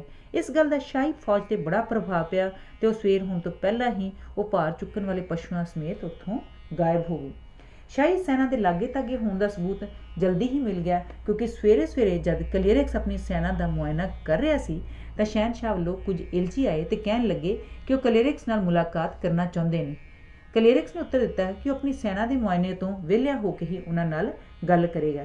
ਉਧਰ ਕਲੀਅਰਿਕਸ ਨੇ ਆਪਣੀ ਸੈਨਾ ਨੂੰ ਹੁਕਮ ਦਿੱਤਾ ਕਿ ਉਹ ਪੂਰੀ ਤਰ੍ਹਾਂ ਸ਼ਸਤਰਾਂ ਨਾਲ ਲੈਸ ਹੋ ਕੇ ਵਰਗ ਜਾਂ ਫੈਲੈਂਕਸ ਦੇ ਰੂਪ ਵਿੱਚ ਖੜੀ ਹੋ ਜਾਏ। ਇਸ ਪਿੱਛੋਂ ਉਹਨੇ ਇਲਚੀਆਂ ਕੋਲ ਜਾ ਕੇ ਇਸ ਮੁਲਾਕਾਤ ਦਾ ਕਾਰਨ ਪੁੱਛਿਆ। ਉਹਨਾਂ ਕਿਹਾ ਕਿ ਉਹ ਸ਼ਹਿਨਸ਼ਾਹ ਵੱਲੋਂ ਸੁਲ੍ਹਾ ਦਾ ਸੰਦੇਸ਼ ਲੈ ਕੇ ਆਏ ਹਨ। ਅੱਗੋਂ ਕਲੀਅਰਿਕਸ ਨੇ ਉੱਤਰ ਦਿੱਤਾ, ਸਾਨੂੰ ਤਾਂ ਲੜਾਈ ਤੋਂ ਬਿਨਾਂ ਹੋਰ ਕੋਈ ਚਾਰਾ ਨਹੀਂ ਦਿਸਦਾ। ਸਵੇਰ ਦੇ ਨਾਸ਼ਤੇ ਲਈ ਸਾਡੇ ਪਾਸ ਕੁਝ ਵੀ ਨਹੀਂ। ਅਸੀਂ ਸੁਲ੍ਹਾ ਕਰਨ ਲਈ ਉਨਾ ਚਿਰ ਤਿਆਰ ਨਹੀਂ ਜਿੰਨਾ ਚਿਰ ਤੱਕ ਸੁਲ੍ਹਾ ਚਾਹੁਣ ਵਾਲੇ ਸਾਡੇ ਲਈ ਰਸਦ ਦਾ ਪ੍ਰਬੰਧ ਨਹੀਂ ਕਰ ਦਿੰਦੇ। ਸ਼ਹਿਨਸ਼ਾਹ ਨੇ ਛੇਤੀ ਹੀ ਇਲਚੀ ਹੱਥ ਉੱਤਰ ਭੇਜ ਦਿੱਤਾ ਕਿ ਜੇ ਯੂਨਾਨੀ ਸੁਲ੍ਹਾ ਲਈ ਤਿਆਰ ਹੋਣ ਤਾਂ ਉਹਨਾਂ ਲਈ ਖਾਣ ਪੀਣ ਦਾ ਸਾਰਾ ਪ੍ਰਬੰਧ ਕਰ ਦੇਵੇਗਾ। ਯੂਨਾਨੀ ਜਰਨੈਲਾਂ ਨੇ ਸ਼ਹਿਨਸ਼ਾਹ ਦੀ ਗੱਲ ਮੰਨ ਲਈ, ਪਰ ਕਲੀਅਰਿਕਸ ਨੇ ਕਿਹਾ ਸ਼ਹਿਨਸ਼ਾਹ ਨੂੰ ਉੱਤਰ ਜ਼ਰਾ ਚਿਰਕਾ ਭੇਜਣਾ ਚਾਹੀਦਾ ਹੈ ਤਾਂ ਜੋ ਏਲਚੀਆਂ ਨੂੰ ਘਬਰਾਹਟ ਹੋ ਜਾਏ ਕਿ ਕਿਤੇ ਅਸੀਂ ਉਹਨਾਂ ਦੀ ਪੇਸ਼ਕਸ਼ ਹੀ ਰੱਦ ਨਾ ਕਰ ਦਈਏ। ਜਦ ਏਲਚੀਆਂ ਵਿੱਚ ਤੌਖਲਾ ਵਧਣਾ ਸ਼ੁਰੂ ਹੋ ਗਿਆ ਤਾਂ ਕਲੀਅਰਿਕਸ ਨੇ ਮੌਕਾ ਤਾੜ ਕੇ ਉਹਨਾਂ ਨੂੰ ਕਿਹਾ, ਅਸੀਂ ਸੁਲ੍ਹਾ ਕਰਨ 'ਤੇ ਰਾਜ਼ੀ ਹਾਂ, ਸਾਨੂੰ ਰਸਦ ਪਹੁੰਚਾਉਣ ਦਾ ਫੌਰਨ ਪ੍ਰਬੰਧ ਕਰੋ। ਉੱਧਰ ਉਹਨੇ ਆਪਣੀ ਫੌਜ ਨੂੰ ਜੰਗੀ ਰੂਪ ਵਿੱਚ ਕੂਚ ਦਾ ਹੁਕਮ ਦੇ ਦਿੱਤਾ। ਰਾਹ ਵਿੱਚ ਬੜੀਆਂ ਖੱਡਾਂ ਅਤੇ ਨਦੀਆਂ ਨਾਲੇ ਸਨ ਜਿਨ੍ਹਾਂ ਨੂੰ ਪਾਰ ਕਰਨਾ ਕਠਿਨ ਸੀ, ਪਰ ਕਲੀਅਰਿਕਸ ਆਪਣੀ ਸੂਝ ਸਿਆਣਪ ਨਾਲ ਸੈਨਾ ਦੀ ਅਗਵਾਈ ਕਰਦਾ ਰਿਹਾ। ਜੇ ਉਹ ਵੇਖਦਾ ਕਿ ਕੋਈ ਸਿਪਾਹੀ ਆਪਣੀ ਡਿਊਟੀ ਵਿੱਚ ਕੋਤਾਹੀ ਵਿਖਾ ਰਿਹਾ ਹੈ ਤਾਂ ਉਹ ਉਹਨੂੰ ਫੜ ਕੇ ਚੰਗੀ ਤਰ੍ਹਾਂ ਨਿਸਲ ਕਰਦਾ ਤੇ ਆਪ ਵੀ ਚਿੱਕੜ ਆਦਿ ਦੀ ਪਰਵਾਹ ਨਾ ਕਰਦਿਆਂ ਹੋਇਆਂ ਹਰ ਇੱਕ ਦੀ ਮਦਦ ਕਰਦਾ। ਇਸ ਨਾਲ ਸੈਨਿਕਾਂ ਵਿੱਚ ਬੜਾ ਉਤਸ਼ਾਹ ਭਰ ਜਾਂਦਾ। ਆਖਰ ਉਹ ਉਸ ਕਸਬੇ ਲਾਗੇ ਪਹੁੰਚੇ ਜਿੱਥੇ ਸ਼ਹਿਨਸ਼ਾਹ ਵੱਲੋਂ ਰਸਦ ਦਾ ਪ੍ਰਬੰਧ ਕੀਤਾ ਗਿਆ ਸੀ। ਇੱਥੇ ਯੂਨਾਨੀ ਫੌਜ 3 ਦਿਨਾਂ ਤੱਕ ਠਹਿਰੀ। ਤੀਜੇ ਦਿਨ ਟਿਸ਼ਾਰਫਨੇਸ ਤੇ ਸ਼ਹਿਨਸ਼ਾਹ ਦਾ ਸਾਲਾ ਯੂਨਾਨੀ ਜਰਨੈਲਾਂ ਨੂੰ ਮਿਲਣ ਲਈ ਆਏ। ਟਿਸ਼ਾਰਫਨੇਸ ਨੇ ਕਿਹਾ ਕਿ ਮੇਰਾ ਇਲਾਕਾ ਤੁਹਾਡੇ ਦੇਸ਼ ਯੂਨਾਨ ਦੀ ਸੀਮਾ ਨਾਲ ਲੱਗਦਾ ਹੈ। ਤੁਹਾਡਾ ਗੁਆਂਢੀ ਹੋਣ ਦੇ ਨਾਤੇ ਤੁਹਾਨੂੰ ਮੁਸੀਬਤ ਵਿੱਚ ਵੇਖ ਕੇ ਮੈਂ ਸ਼ਹਿਨਸ਼ਾਹ ਤੋਂ ਤੁਹਾਨੂੰ ਤੁਹਾਡੇ ਦੇਸ਼ ਤੱਕ ਸਹੀ ਸਲਾਮਤ ਪਹੁੰਚਾਉਣ ਦੀ ਆਗਿਆ ਮੰਗੀ ਹੈ। ਸ਼ਹਿਨਸ਼ਾਹ ਨੇ ਮੇਰੀ ਗੱਲ ਮੰਨ ਲਈ ਹੈ, ਪਰ ਉਹ ਇੱਕ ਗੱਲ ਜਾਣਨਾ ਚਾਹੁੰਦਾ ਹੈ ਕਿ ਤੁਹਾਡਾ ਉਹਦੇ ਵਿਰੁੱਧ ਚੜ੍ਹਾਈ ਕਰਨ ਦਾ ਕਾਰਨ ਕੀ ਸੀ। ਕਿਰਪਾ ਕਰਕੇ ਠੀਕ ਠੀਕ ਉੱਤਰ ਦੇਣਾ ਤਾਂ ਜੋ ਸ਼ਹਿਨਸ਼ਾਹ ਦੀ ਤਸੱਲੀ ਹੋ ਜਾਏ ਤੇ ਮੈਂ ਉਸ ਤੋਂ ਤੁਹਾਨੂੰ ਵੱਧ ਤੋਂ ਵੱਧ ਸਹੂਲਤਾਂ ਲੈ ਕੇ ਦੇ ਸਕਾਂ। ਯੂਨਾਨੀ ਜਰਨੈਲਾਂ ਨੇ ਇੱਕ ਪਾਸੇ ਹੋ ਕੇ ਆਪੋ ਵਿੱਚ ਮਸ਼ਵਰਾ ਕਰਨ ਪਿੱਛੋਂ ਕਲੀਅਰਿਕਸ ਰਾਹੀਂ ਉੱਤਰ ਦਿੱਤਾ, ਸ਼ਹਿਨਸ਼ਾਹ ਵਿਰੁੱਧ ਚੜ੍ਹਾਈ ਕਰਨ ਬਾਰੇ ਨਾ ਸਾਨੂੰ ਕੁਝ ਪਤਾ ਹੀ ਸੀ, ਨਾ ਹੀ ਸਾਡੀ ਇਸ ਵਿੱਚ ਕੋਈ ਦਿਲਚਸਪੀ ਸੀ। ਸਾਇਰਸ ਨੇ ਮੁਹਿੰਮ ਦੇ ਲਾਗੇ ਅਸਲੀ ਮੰਤਵ ਬਾਰੇ ਸਾਨੂੰ ਅਖੀਰ ਵਿੱਚ ਭੁਲੇਖੇ ਵਿੱਚ ਰੱਖਿਆ, ਪਰ ਜਦੋਂ ਸਾਨੂੰ ਪਤਾ ਲੱਗਾ ਕਿ ਅਸੀਂ ਕਿਸ ਖਤਰਨਾਕ ਕੜਿੱਕੀ ਵਿੱਚ ਫਸ ਚੁੱਕੇ ਹਾਂ ਤਾਂ ਉਸ ਵਕਤ ਉਹਦਾ ਸਾਥ ਛੱਡਣਾ ਇੱਕ ਸਖਤ ਹਮਾਕਤ ਸੀ। ਹੁਣ ਕਿਉਂਕਿ ਸਾਇਰਸ ਮਾਰਿਆ ਗਿਆ ਹੈ, ਸਾਡਾ ਕਿਸੇ ਨਾਲ ਵੈਰ ਵਿਰੋਧ ਨਹੀਂ ਰਿਹਾ। ਸਾਡੇ ਸਾਹਮਣੇ ਕੇਵਲ ਇੱਕੋ ਇੱਕ ਨਿਸ਼ਾਨਾ ਹੈ ਕਿ ਅਸੀਂ ਕਿਵੇਂ ਸਹੀ ਸਲਾਮਤ ਆਪਣੇ ਦੇਸ਼ ਵਿੱਚ ਪਹੁੰਚੀਏ। ਜੇ ਸਾਡੇ ਰਾਹ ਵਿੱਚ ਕਿਸੇ ਨੇ ਅਟਕਾ ਪਾਇਆ ਤਾਂ ਉਸ ਨਾਲ ਅਸੀਂ ਸਾਰੀ ਤਾਕਤ ਨਾਲ ਨਜਿੱਠਾਂਗੇ, ਪਰ ਜੇ ਕੋਈ ਸਾਡੀ ਸਹਾਇਤਾ ਕਰੇਗਾ ਅਸੀਂ ਉਸਦੇ ਸ਼ੁਕਰਗੁਜ਼ਾਰ ਹੋਵਾਂਗੇ। ਤਾਂ ਜੋ ਸਹਾਇਤਾ ਉਹ ਸਾਥੋਂ ਮੰਗੇਗਾ ਅਸੀਂ ਕਰਾਂਗੇ। ਟਿਸ਼ਾਰਫਨੇਸ ਨੇ ਕਿਹਾ, ਮੈਂ ਤੁਹਾਡਾ ਸੁਨੇਹਾ ਸ਼ਹਿਨਸ਼ਾਹ ਨੂੰ ਪਹੁੰਚਾ ਦਿੰਦਾ ਹਾਂ ਤੇ ਜੋ ਉੱਤਰ ਦੇਵੇਗਾ ਉਹ ਤੁਹਾਨੂੰ ਦੱਸ ਦਿਆਂਗਾ। ਤੀਜੇ ਦਿਨ ਟਿਸ਼ਾਰਫਨੇਸ ਵਾਪਸ ਮੁੜਿਆ ਤੇ ਕਹਿਣ ਲੱਗਾ, ਸ਼ਹਿਨਸ਼ਾਹ ਚਾਹੁੰਦਾ ਹੈ ਕਿ ਤੁਸੀਂ ਉਸਦੇ ਰਾਜ ਵਿੱਚੋਂ ਲੰਘਦਿਆਂ ਨਾ ਤਾਂ ਤੁਹਾਨੂੰ ਕਿਸੇ ਕਿਸਮ ਦੀ ਹਾਨੀ ਪਹੁੰਚੇ, ਨਾ ਹੀ ਰਸਦ ਆਦਿ ਦੀ ਥੁੜ ਰਹੇ। ਤੁਸੀਂ ਵੀ ਬਚਨ ਦਿਓ ਕਿ ਤੁਸੀਂ ਸਾਡੇ ਦੇਸ਼ ਵਿੱਚੋਂ ਲੰਘਦਿਆਂ ਕਿਸੇ ਕਿਸਮ ਦਾ ਨੁਕਸਾਨ ਨਹੀਂ ਕਰੋਗੇ ਤੇ ਆਪਣੇ ਖਾਣ ਪੀਣ ਦੀਆਂ ਵਸਤਾਂ ਦਾ ਮੁੱਲ ਤਾਰਦੇ ਰਹੋਗੇ। ਯੂਨਾਨੀਆਂ ਨੇ ਇਹ ਸ਼ਰਤਾਂ ਦੇ ਮੰਨ ਜਾਣ ਤੇ ਟਿਸ਼ਾਰਫਨੇਸ ਨੇ ਕਿਹਾ, ਮੈਂ ਸ਼ਹਿਨਸ਼ਾਹ ਨੂੰ ਸਾਰੀ ਰਿਪੋਰਟ ਦੇਣ ਪਿੱਛੋਂ ਤੁਹਾਡੇ ਨਾਲ ਜਾ ਕੇ ਤੁਹਾਨੂੰ ਆਪਣੇ ਇਲਾਕੇ ਤੋਂ ਪਾਰ ਲੰਘਾ ਆਵਾਂਗਾ। ਕੁਝ 20 ਕੁ ਦਿਨਾਂ ਪਿੱਛੋਂ ਟਿਸ਼ਾਰਫਨੇਸ ਆਪਣੀ ਫੌਜੀ ਟੁਕੜੀ ਸਮੇਤ ਯੂਨਾਨੀਆਂ ਨਾਲ ਆ ਰਲਿਆ ਤੇ ਦੋਵੇਂ ਫੌਜਾਂ ਵਾਪਸੀ ਸਫ਼ਰ ਤੇ ਤੁਰ ਪਈਆਂ। ਇਹ ਰਾਇਸਵੀਜ਼ ਸਾਇਰਸ ਦੀਆਂ ਫੌਜਾਂ ਦੀ ਅਗਵਾਈ ਕਰਦਾ ਹੋਇਆ ਨਾਲ ਤੁਰ ਪਿਆ, ਪਰ ਯੂਨਾਨੀਆਂ ਦਾ ਇਰਾਨੀਆਂ ਪ੍ਰਤੀ ਸ਼ੱਕ ਕਾਇਮ ਹੀ ਰਿਹਾ। ਇਸ ਲਈ ਕੈਂਪ ਲਾਉਣ ਸਮੇਂ ਉਹ ਉਹਨਾਂ ਤੋਂ ਘੱਟ 3 ਮੀਲ ਦੀ ਵਿੱਥ ਤੇ ਰਹਿੰਦੇ। ਉੱਥੋਂ ਕੂਚ ਕਰਦੇ ਹੋਏ ਉਹ ਪਹਿਲਾਂ ਸਟਾਸੀ ਨਾਂ ਦੇ ਸਥਾਨ ਤੇ ਫਿਰ ਫਿਸਕਸ ਨਦੀ ਦੇ ਪਰਲੇ ਪਾਰ ਵਸ ਰਹੇ ਸ਼ਹਿਰ ਓਪਿਸ ਵਿੱਚ ਠਹਿਰੇ। ਇੱਥੋਂ ਉਹ ਉਸ ਇਲਾਕੇ ਵਿੱਚ ਪਹੁੰਚੇ ਜੋ ਸਾਇਰਸ ਦੀ ਮਾਤਾ ਦੇ ਅਧੀਨ ਸੀ। ਸਾਇਰਸ ਦੀ ਮਾਤਾ ਦਾ ਅਪਮਾਨ ਕਰਨ ਤੇ ਟਿਸ਼ਾਰਫਨੇਸ ਨੇ ਜਨਾਨੀਆਂ ਨੂੰ ਖੁੱਲ੍ਹ ਦੇ ਦਿੱਤੀ ਕਿ ਉਹ ਉਸ ਇਲਾਕੇ ਵਿੱਚ ਆਪਣੀ ਮਨਮਰਜ਼ੀ ਕਰ ਸਕਦੇ ਹਨ। ਉੱਥੋਂ ਕੈਨੀ ਨਗਰ ਵਿੱਚ ਪਹੁੰਚੇ ਜਿੱਥੋਂ ਦੇ ਲੋਕ ਖੱਲਾਂ ਦੀਆਂ ਬੇੜੀਆਂ ਰਾਹੀਂ ਨਦੀ ਪਾਰ ਕਰਕੇ ਸੈਨਾ ਲਈ ਦੁੱਧ ਤੇ ਰੋਟੀ ਲੈ ਆਏ। ਦੋਵੇਂ ਫੌਜਾਂ ਭਾਵੇਂ ਨਾਲ ਹੀ ਕੂਚ ਕਰ ਰਹੀਆਂ ਸਨ, ਪਰ ਉਹਨਾਂ ਦੇ ਮਨ ਵਿੱਚ ਇੱਕ ਦੂਜੇ ਪ੍ਰਤੀ ਸ਼ੱਕ ਦਿਨ ਬ ਦਿਨ ਵੱਧਦਾ ਜਾ ਰਿਹਾ ਸੀ। ਜਦ ਉਹ ਜਪਤਾਸ ਨਦੀ ਦੇ ਕੰਢੇ 'ਤੇ ਠਹਿਰੇ ਹੋਏ ਸਨ ਤਾਂ ਕਲੀਰਿਕਸ ਨੇ ਇਸ ਸ਼ੱਕ ਨੂੰ ਦੂਰ ਕਰਨ ਲਈ ਤਿਸ਼ਾਰਫਨਿਸ ਨਾਲ ਮੁਲਾਕਾਤ ਕੀਤੀ। ਉਹਨੇ ਕਿਹਾ, ਮੈਂ ਜਾਣਦਾ ਹਾਂ ਕਿ ਅਸੀਂ ਦੋਹਾਂ ਨੇ ਇੱਕ ਦੂਜੇ ਪ੍ਰਤੀ ਵਫਾਦਾਰ ਰਹਿਣ ਦਾ ਪ੍ਰਣ ਕੀਤਾ ਹੋਇਆ ਹੈ, ਪਰ ਮੇਰੇ ਵੇਖਣ ਵਿੱਚ ਆ ਰਿਹਾ ਹੈ ਕਿ ਸਾਡੇ ਮਨਾਂ ਵਿੱਚ ਇੱਕ ਦੂਜੇ ਪ੍ਰਤੀ ਸ਼ੱਕ ਦੂਰ ਨਹੀਂ ਹੋਇਆ। ਭਾਵੇਂ ਮੇਰੇ ਪਾਸ ਐਸਾ ਇੱਕ ਵੀ ਸਬੂਤ ਨਹੀਂ ਜਿਸ ਤੋਂ ਮੈਂ ਸਪਸ਼ਟ ਕਰ ਸਕਾਂ ਕਿ ਤੁਸੀਂ ਸਾਡਾ ਬੁਰਾ ਚਿਤਵਦੇ ਹੋ, ਅਤੇ ਨਾ ਹੀ ਮੈਂ ਕਦੇ ਸੋਚ ਸਕਦਾ ਹਾਂ ਕਿ ਤੁਸੀਂ ਸਾਨੂੰ ਨੁਕਸਾਨ ਪਹੁੰਚਾ ਕੇ ਰਾਜੀ ਹੋ। ਪਰ ਇਹ ਕਈ ਵਾਰ ਹੁੰਦਾ ਹੈ ਕਿ ਦੋਹਾਂ ਧਿਰਾਂ ਵਿੱਚ ਇੱਕ ਦੂਜੇ ਪ੍ਰਤੀ ਸ਼ੱਕ ਹੋਏ ਤਾਂ ਇਸ ਡਰ ਕਾਰਨ ਕਿ ਦੂਜਾ ਉਹਨਾਂ 'ਤੇ ਪਹਿਲਾਂ ਹਮਲਾ ਨਾ ਕਰ ਦੇਵੇ, ਉਹ ਆਪ ਹੀ ਪਹਿਲ ਕਰ ਦਿੰਦਾ ਹੈ। ਇਸ ਤਰ੍ਹਾਂ ਨਿਰੇ ਸ਼ੱਕ ਸ਼ੁਬੇ ਵਿੱਚ ਦੋਵੇਂ ਹੀ ਮਾਰੇ ਜਾਂਦੇ ਨੇ। ਮੈਂ ਕੇਵਲ ਤੁਹਾਨੂੰ ਇਹ ਗੱਲ ਦੱਸਣ ਲਈ ਆਇਆ ਹਾਂ ਕਿ ਸਾਡਾ ਮਨ ਸ਼ੀਸ਼ੇ ਵਾਂਗ ਸਾਫ਼ ਹੈ। ਤੇਰੇ ਸਾਡੇ ਨਾਲ ਹੁੰਦਿਆਂ ਨਾ ਤਾਂ ਲੰਮੇ ਪੈਂਡੇ ਅਤੇ ਨਾ ਹੀ ਡੂੰਘੀਆਂ ਨਦੀਆਂ ਸਾਡੇ ਰਾਹ ਵਿੱਚ ਕਿਸੇ ਕਿਸਮ ਦੀ ਔਕੜ ਨੇ, ਅਤੇ ਨਾ ਹੀ ਸਾਨੂੰ ਖਾਣ ਪੀਣ ਦੀ ਕੋਈ ਥੁੜੇ। ਤੇਰੀ ਸਹਾਇਤਾ ਬਿਨਾਂ ਅਸੀਂ ਇੰਝ ਹਾਂ ਜਿਵੇਂ ਡੰਗੋਰੀ ਬਿਨਾਂ ਅੰਨਾ। ਨਾ ਹੀ ਅਸੀਂ ਰਸਤਿਆਂ ਦੇ ਜਾਣੂ ਹਾਂ ਅਤੇ ਨਾ ਹੀ ਸਾਨੂੰ ਇਹਨਾਂ ਬਾਰੇ ਕੋਈ ਜਾਣਕਾਰੀ ਕਰਾਉਣ ਵਾਲਾ ਹੈ। ਫਰਜ਼ ਕੀਤਾ ਜੇ ਅਸੀਂ ਇੰਨੇ ਮੂਰਖ ਹੋਈਏ ਕਿ ਤੈਨੂੰ ਜਾਨੋਂ ਮਾਰ ਦਈਏ ਤਾਂ ਕੀ ਸ਼ਹਿਨਸ਼ਾਹ ਸਾਨੂੰ ਛੱਡੇਗਾ? ਇਸ ਸਮੇਂ ਐਸੀ ਮੂਰਖਤਾਈ ਕਰਨਾ ਆਪਣੇ ਪੈਰ 'ਤੇ ਆਪ ਕੁਹਾੜੀ ਮਾਰਨ ਤੋਂ ਘੱਟ ਨਹੀਂ। ਉੱਧਰ ਮੈਂ ਤੈਨੂੰ ਇਹ ਵੀ ਦੱਸ ਦੇਣਾ ਚਾਹੁੰਦਾ ਕਿ ਸਾਡੀ ਮਿੱਤਰਤਾ ਨਾਲ ਤੈਨੂੰ ਕੀ ਲਾਭ ਨੇ। ਤੈਨੂੰ ਪਤਾ ਹੀ ਹੈ ਕਿ ਮਿਸੀਅਨ ਅਤੇ ਸਿਡੀਅਨ ਕਬੀਲਿਆਂ ਨੇ ਤੈਨੂੰ ਕਿੰਨਾ ਤੰਗ ਕਰ ਰੱਖਿਆ ਹੈ। ਮੇਰੇ ਪੂਰਨ ਵਿਸ਼ਵਾਸ ਹੈ ਕਿ ਮੇਰੀ ਸੈਨਾ ਦੀ ਮਦਦ ਨਾਲ ਤੂੰ ਉਹਨਾਂ ਦਾ ਸਫਾਇਆ ਕਰ ਸਕਦਾ ਹੈ। ਦੂਜੇ, ਤੂੰ ਮਿਸਰੀਆਂ 'ਤੇ ਜਿੱਤ ਪ੍ਰਾਪਤ ਕਰਨਾ ਚਾਹੁੰਦਾ ਹੈ। ਉਹਨਾਂ ਨੂੰ ਕੁਚਲਣ ਲਈ ਸਾਡੀ ਸੈਨਾ ਤੋਂ ਵੱਧ ਤੇਰੀ ਕੌਣ ਮਦਦ ਕਰ ਸਕਦਾ ਹੈ? ਜਦ ਮੈਂ ਇਹ ਸਭ ਗੱਲਾਂ ਸੋਚਦਾ ਹਾਂ ਤਾਂ ਮੈਨੂੰ ਯਕੀਨ ਆਉਂਦਾ ਹੈ ਕਿ ਤੂੰ ਸਾਨੂੰ ਕਦੀ ਵੀ ਆਪਣਾ ਵੈਰੀ ਸਮਝਦਾ ਹੋਏਗਾ। ਇਹ ਸਾਰੀ ਗੱਲ ਸੁਣ ਕੇ ਤਿਸ਼ਾਰਫਨਿਸ ਕਹਿਣ ਲੱਗਾ, ਮੈਨੂੰ ਤੇਰੀ ਸਮਝ ਸਿਆਣਪ ਵੇਖ ਕੇ ਬੜੀ ਖੁਸ਼ੀ ਹੋਈ ਹੈ। ਮੈਂ ਸਮਝਦਾ ਹਾਂ ਕਿ ਜੇ ਤੇਰੀ ਮੇਰੇ ਵਿਰੁੱਧ ਕੋਈ ਸਾਜ਼ਿਸ਼ ਕਰਨੀ ਤੁਹਾਡੇ ਹਿੱਤਾਂ ਦੇ ਵਿਰੁੱਧ ਹੈ ਤਾਂ ਤੁਹਾਡਾ ਸਾਡੀ ਨੀਅਤ 'ਤੇ ਸ਼ੱਕ ਕਰਨਾ ਬਿਲਕੁਲ ਨਿਰਮੂਲ ਹੈ। ਜੇ ਅਸੀਂ ਤੁਹਾਨੂੰ ਨੁਕਸਾਨ ਪਹੁੰਚਾਉਣਾ ਚਾਹੀਏ ਤਾਂ ਤੂੰ ਹੀ ਦੱਸ ਸਾਡੇ ਪਾਸ ਕਿਸ ਚੀਜ਼ ਦਾ ਘਾਟਾ ਹੈ। ਤੁਸੀਂ ਵੇਖ ਹੀ ਰਹੋ ਹੋ ਕਿ ਮੈਦਾਨੀ ਇਲਾਕਿਆਂ ਦੇ ਲੋਕਾਂ ਦੀ ਮਿੱਤਰਤਾ ਦੇ ਬਾਵਜੂਦ ਵੀ ਤੁਹਾਡੇ ਲਈ ਰਾਹ ਦੀ ਜਾਂ ਨਦੀ ਨਾਲਿਆਂ ਵਰਗੀਆਂ ਔਕੜਾਂ ਦਾ ਪਾਰ ਕਰਨਾ ਕਿੰਨਾ ਦੁਸ਼ਵਾਰ ਹੈ।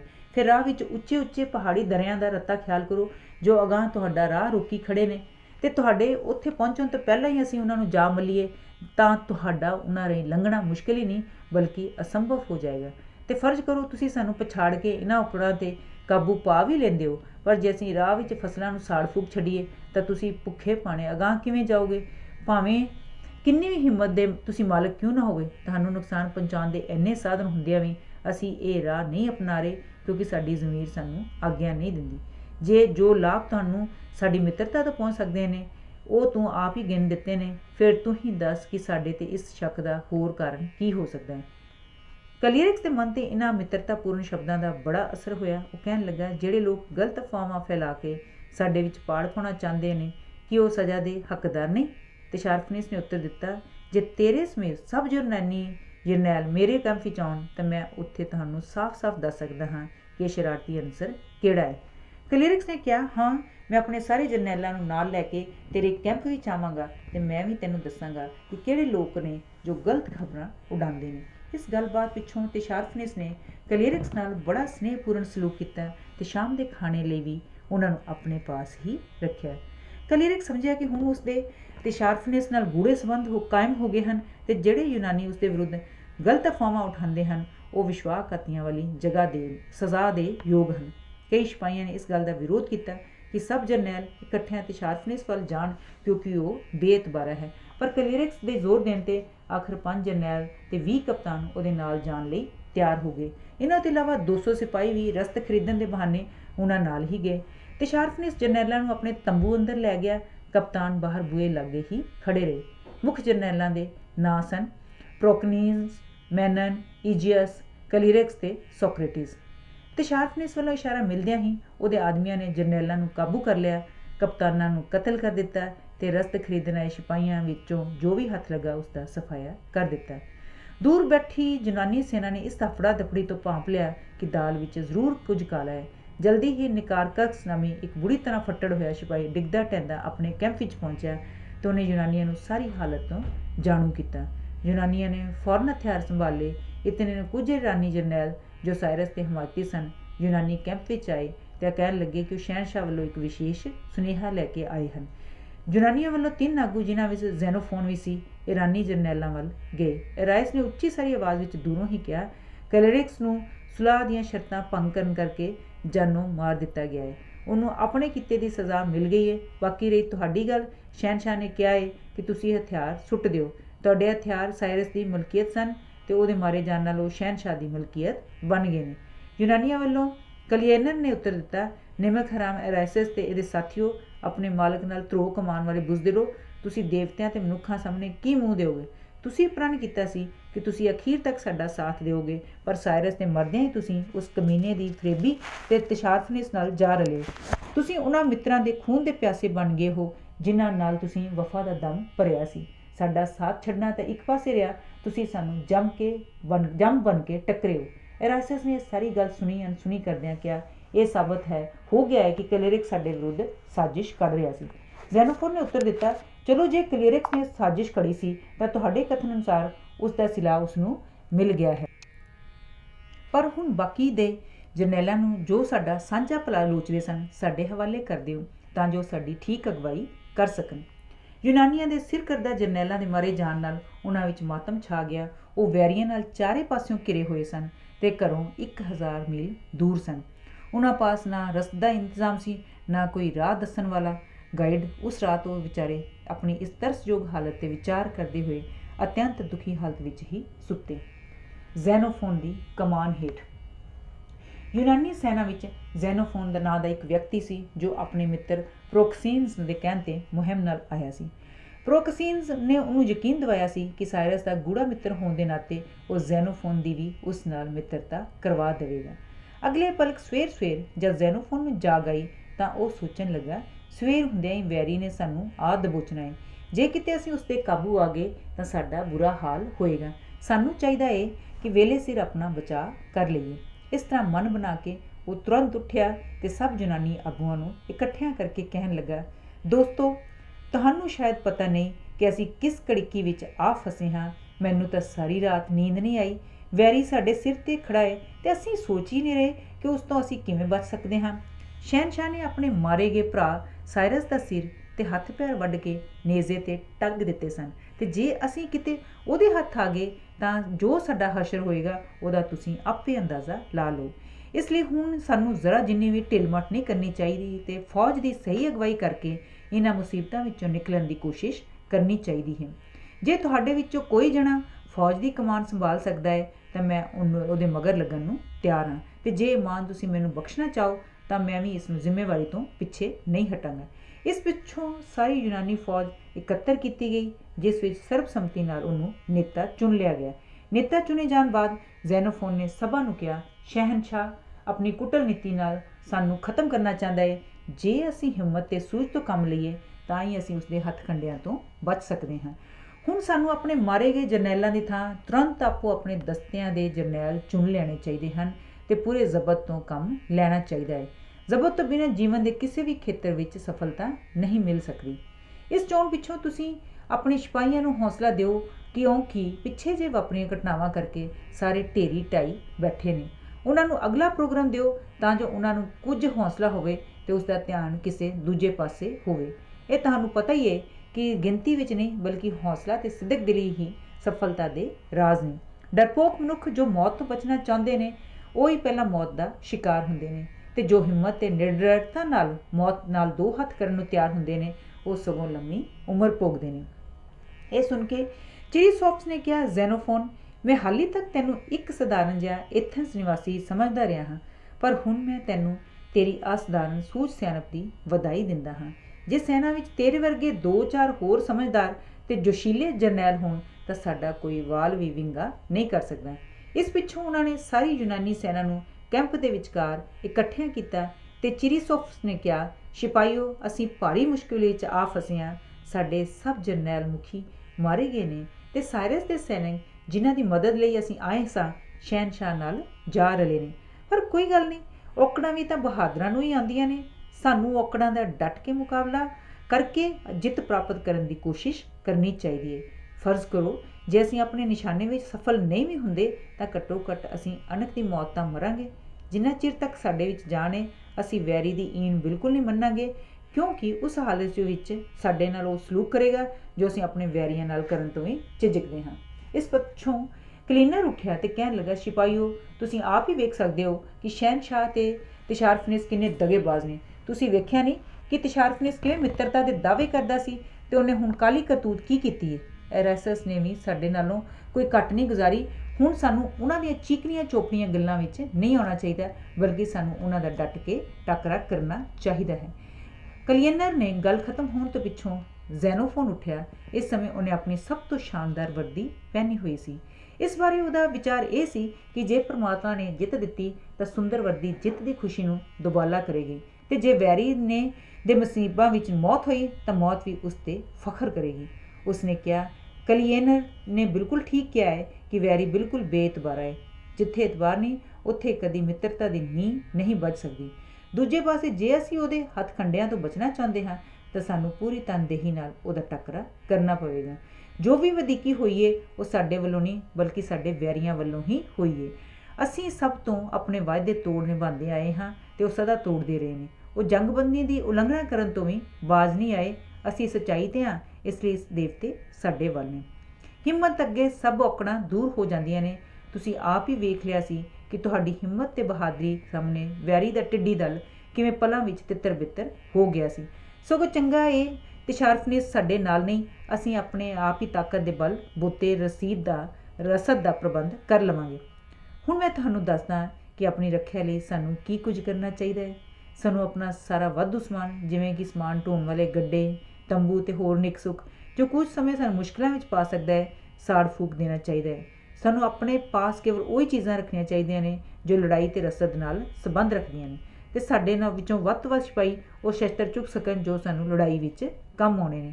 ਅੰਤ ਵਿੱਚ ਸੁਣੋ, ਸਭ ਤੋਂ ਜ਼ਰੂਰੀ ਗੱਲ, ਜਿੰਨਾ ਚਿਰ ਤੱਕ ਵੈਰੀ ਨੇ ਸਾਡੇ ਜਰਨੈਲਾਂ ਨੂੰ ਧੋਖੇ ਨਾਲ ਕਾਬੂ ਨਹੀਂ ਕਰ ਲਿਆ, ਉਹ ਸਾਡੇ ਨਾਲ ਦੋ ਹੱਥ ਕਰਨੋਂ ਵੀ ਕੰਨੀ ਕਤਰਾਉਂਦਾ ਰਿਹਾ ਹੈ, ਕਿਉਂਕਿ ਉਹਨੂੰ ਪਤਾ ਸੀ ਕਿ ਜਰਨੈਲਾਂ ਦੇ ਮਾਰੇ ਜਾਣ ਨਾਲ ਸੈਨਾ ਵਿੱਚ ਜ਼ਬਤ ਤੇ ਉਤਸ਼ਾਹ ਦਾ ਭੋਗ ਪੈ ਜਾਏਗਾ। ਇਸ ਲਈ ਸਾਨੂੰ ਚਾਹੀਦਾ ਹੈ ਕਿ ਅਸੀਂ ਆਪਣੇ ਜ਼ਬਤ ਦਾ ਪਹਿਲਾਂ ਨਾਲੋਂ ਵੀ ਜ਼ਿਆਦਾ ਸਬੂਤ ਦਈਏ, ਤਾਂ ਜੋ ਵੀ ਜਰਨੈਲ ਬਚ ਗਏ ਨੇ ਜਾਂ ਨਵੇਂ ਚੁਣੇ ਗਏ ਨੇ ਉਹਨਾਂ ਦੇ ਹੁਕਮ ਦੀ ਪੂਰੀ ਤਰ੍ਹਾਂ ਤਾਮੀਲ ਕਰੀਏ। ਇਹ ਅਤ ਜ਼ਰੂਰੀ ਹੈ ਕਿ ਹੁਕਮਦੁੱਲੀ ਕਰਨ ਵਾਲੇ ਨੂੰ ਸਖਤ ਸਜ਼ਾ ਦਿੱਤੀ ਜਾਏ। ਇਸ ਨਾਲ ਸਾਡੇ ਵੈਰੀਆਂ ਵਿੱਚ ਸਖਤ ਨਿਰਾਸਤਾ ਫੈਲ ਜਾਵੇਗੀ, ਕਿਉਂਕਿ ਜ਼ਬਤ ਵਿੱਚ ਰਹਿਣ ਨਾਲ ਮਾਰੇ ਗਏ ਇੱਕ ਕਲੀਅਰਕਸ ਦੀ ਥਾਂ ਅਣਗਿਣਤ ਕਲੀਅਰਕਸ ਪੈਦਾ ਹੋ ਜਾਣਗੇ। ਜੇ ਤੁਸੀਂ ਮੇਰੀਆਂ ਇਹਨਾਂ ਤਜਵੀਜ਼ਾਂ ਨਾਲ ਸਹਿਮਤ ਹੋ ਤਾਂ ਆਪਣੀ ਰਜ਼ਾਮੰਦੀ ਜ਼ਾਹਰ ਕਰਨ ਲਈ ਆਪਣੇ ਹੱਥ ਖੜੇ ਕਰੋ। ਜੇ ਸਾਡੇ ਵਿੱਚੋਂ ਕੋਈ ਹੋਰ ਵੀ, ਭਾਵੇਂ ਉਹ ਸਧਾਰਨ ਸਿਪਾਹੀ ਕਿਉਂ ਨਾ ਹੋਵੇ, ਇਸ ਤੋਂ ਜ਼ਿਆਦਾ ਚੰਗੇਰਾ ਰਾਏ ਦੇ ਸਕਦਾ ਹੋਵੇ ਤਾਂ ਉਹਨੂੰ ਝਿਜਕਣ ਦੀ ਲੋੜ ਨਹੀਂ, ਕਿਉਂਕਿ ਸੈਨਾ ਦੀ ਰੱਖਿਆ ਸਾਡਾ ਸਾਰਿਆਂ ਦਾ ਸਾਂਝਾ ਮਸਲਾ ਹੈ। ਚਿਰੀਸੌਫਸ ਨੇ ਕਿਹਾ, ਹਾਂ, ਹਰ ਇੱਕ ਨੂੰ ਆਪੋ ਆਪਣੀ ਰਾਏ ਦੇਣ ਦੀ ਪੂਰੀ ਖੁੱਲ੍ਹ ਹੈ। ਮੇਰਾ ਵਿਚਾਰ ਹੈ ਕਿ ਜਿਹੜੇ ਮਤੇ ਜ਼ੈਨੋਫੋਨ ਨੇ ਪਾਸ ਕੀਤੇ ਨੇ ਉਹਨਾਂ ਦੀ ਮਨਜ਼ੂਰੀ ਦੇ ਦਿੱਤੀ ਜਾਵੇ। ਇਸ ਤੇ ਮਤੇ ਦੇ ਹੱਕ ਵਿੱਚ ਸਭ ਨੇ ਹੱਥ ਖੜੇ ਕਰ ਦਿੱਤੇ। ਇਸ ਪਿੱਛੋਂ ਜ਼ੈਨੋਫੋਨ ਨੇ ਇੱਕ ਹੋਰ ਮਤਾ ਪੇਸ਼ ਕੀਤਾ ਕਿ ਸੈਨਾ ਵਰਗ ਰੂਪ ਵਿੱਚ ਕੂਚ ਕਰੇ ਤੇ ਅਗਲੇ ਹਿੱਸੇ ਦੀ ਅਗਵਾਈ ਚਿਰੀਸ਼ੌਫਸ ਕਰੇ। ਸੱਜੇ ਤੇ ਖੱਬੇ ਪਾਸੇ ਪੁਰਾਣੇ ਤੇ ਤਜਰਬੇਕਾਰ ਜਰਨੈਲ ਹੋਣ ਤੇ ਪਿਛਲੇ ਪਾਸੇ ਦੀ ਹਕਮਾਨ ਉਹ ਐਮਸਿਨ ਦੋਨੋਂ ਕਰਨ। ਇਹ ਮਤਾ ਵੀ ਸਰਬਸੰਮਤੀ ਨਾਲ ਪਾਸ ਹੋ ਗਿਆ। ਜ਼ੈਨੋਫੋਨ ਨੇ ਫਿਰ ਕਿਹਾ, ਹੁਣ ਸਭਾ ਬਰਖਾਸਤ ਕਰਨੀ ਚਾਹੀਦੀ ਹੈ ਤਾਂ ਜੋ ਇਹਨਾਂ ਪਾਸ ਹੋਇਆ ਫੈਸਲਿਆਂ ਨੂੰ ਤੁਰੰਤ ਅਮਲ ਵਿੱਚ ਲਿਆਂਦਾ ਜਾ ਸਕੇ। ਸਾਡੇ ਵਿੱਚੋਂ ਜੋ ਵੀ ਆਪਣੇ ਦੇਸ਼ ਵਿੱਚ ਸਹੀ ਸਲਾਮਤ ਪਹੁੰਚਣ ਦਾ ਇੱਛੁਕ ਹੈ, ਉਹ ਸਾਨੂੰ ਨਾ ਕੇਵਲ ਹਿੰਮਤ ਤੇ ਬਹਾਦਰੀ ਦਾ ਸਬੂਤ ਦੇਣਾ ਚਾਹੀਦਾ ਹੈ, ਬਲਕਿ ਇਹ ਪੂਰਨ ਵਿਸ਼ਵਾਸ ਰੱਖਣਾ ਚਾਹੀਦਾ ਹੈ ਕਿ ਜਿੱਤ ਸਾਡੀ ਹੀ ਹੋਏਗੀ। ਜੋ ਦੌਲਤ ਦੇ ਚਾਹਵਾਨ ਨੇ ਉਹਨਾਂ ਨੂੰ ਜਿੱਤ ਪ੍ਰਾਪਤ ਕਰਨ ਦੀ ਪੂਰੀ ਕੋਸ਼ਿਸ਼ ਕਰਨੀ ਚਾਹੀਦੀ ਹੈ। ਜੇਤੂ ਹੀ ਆਪਣਾ ਧਨ ਮਾਲ ਸੁਰੱਖਿਅਤ ਰੱਖ ਸਕਦਾ ਹੈ ਤੇ ਹਾਰਿਆਂ ਕੋਲੋਂ ਉਹਨਾਂ ਦੀ ਦੌਲਤ ਖੋਹ ਸਕਦਾ ਹੈ।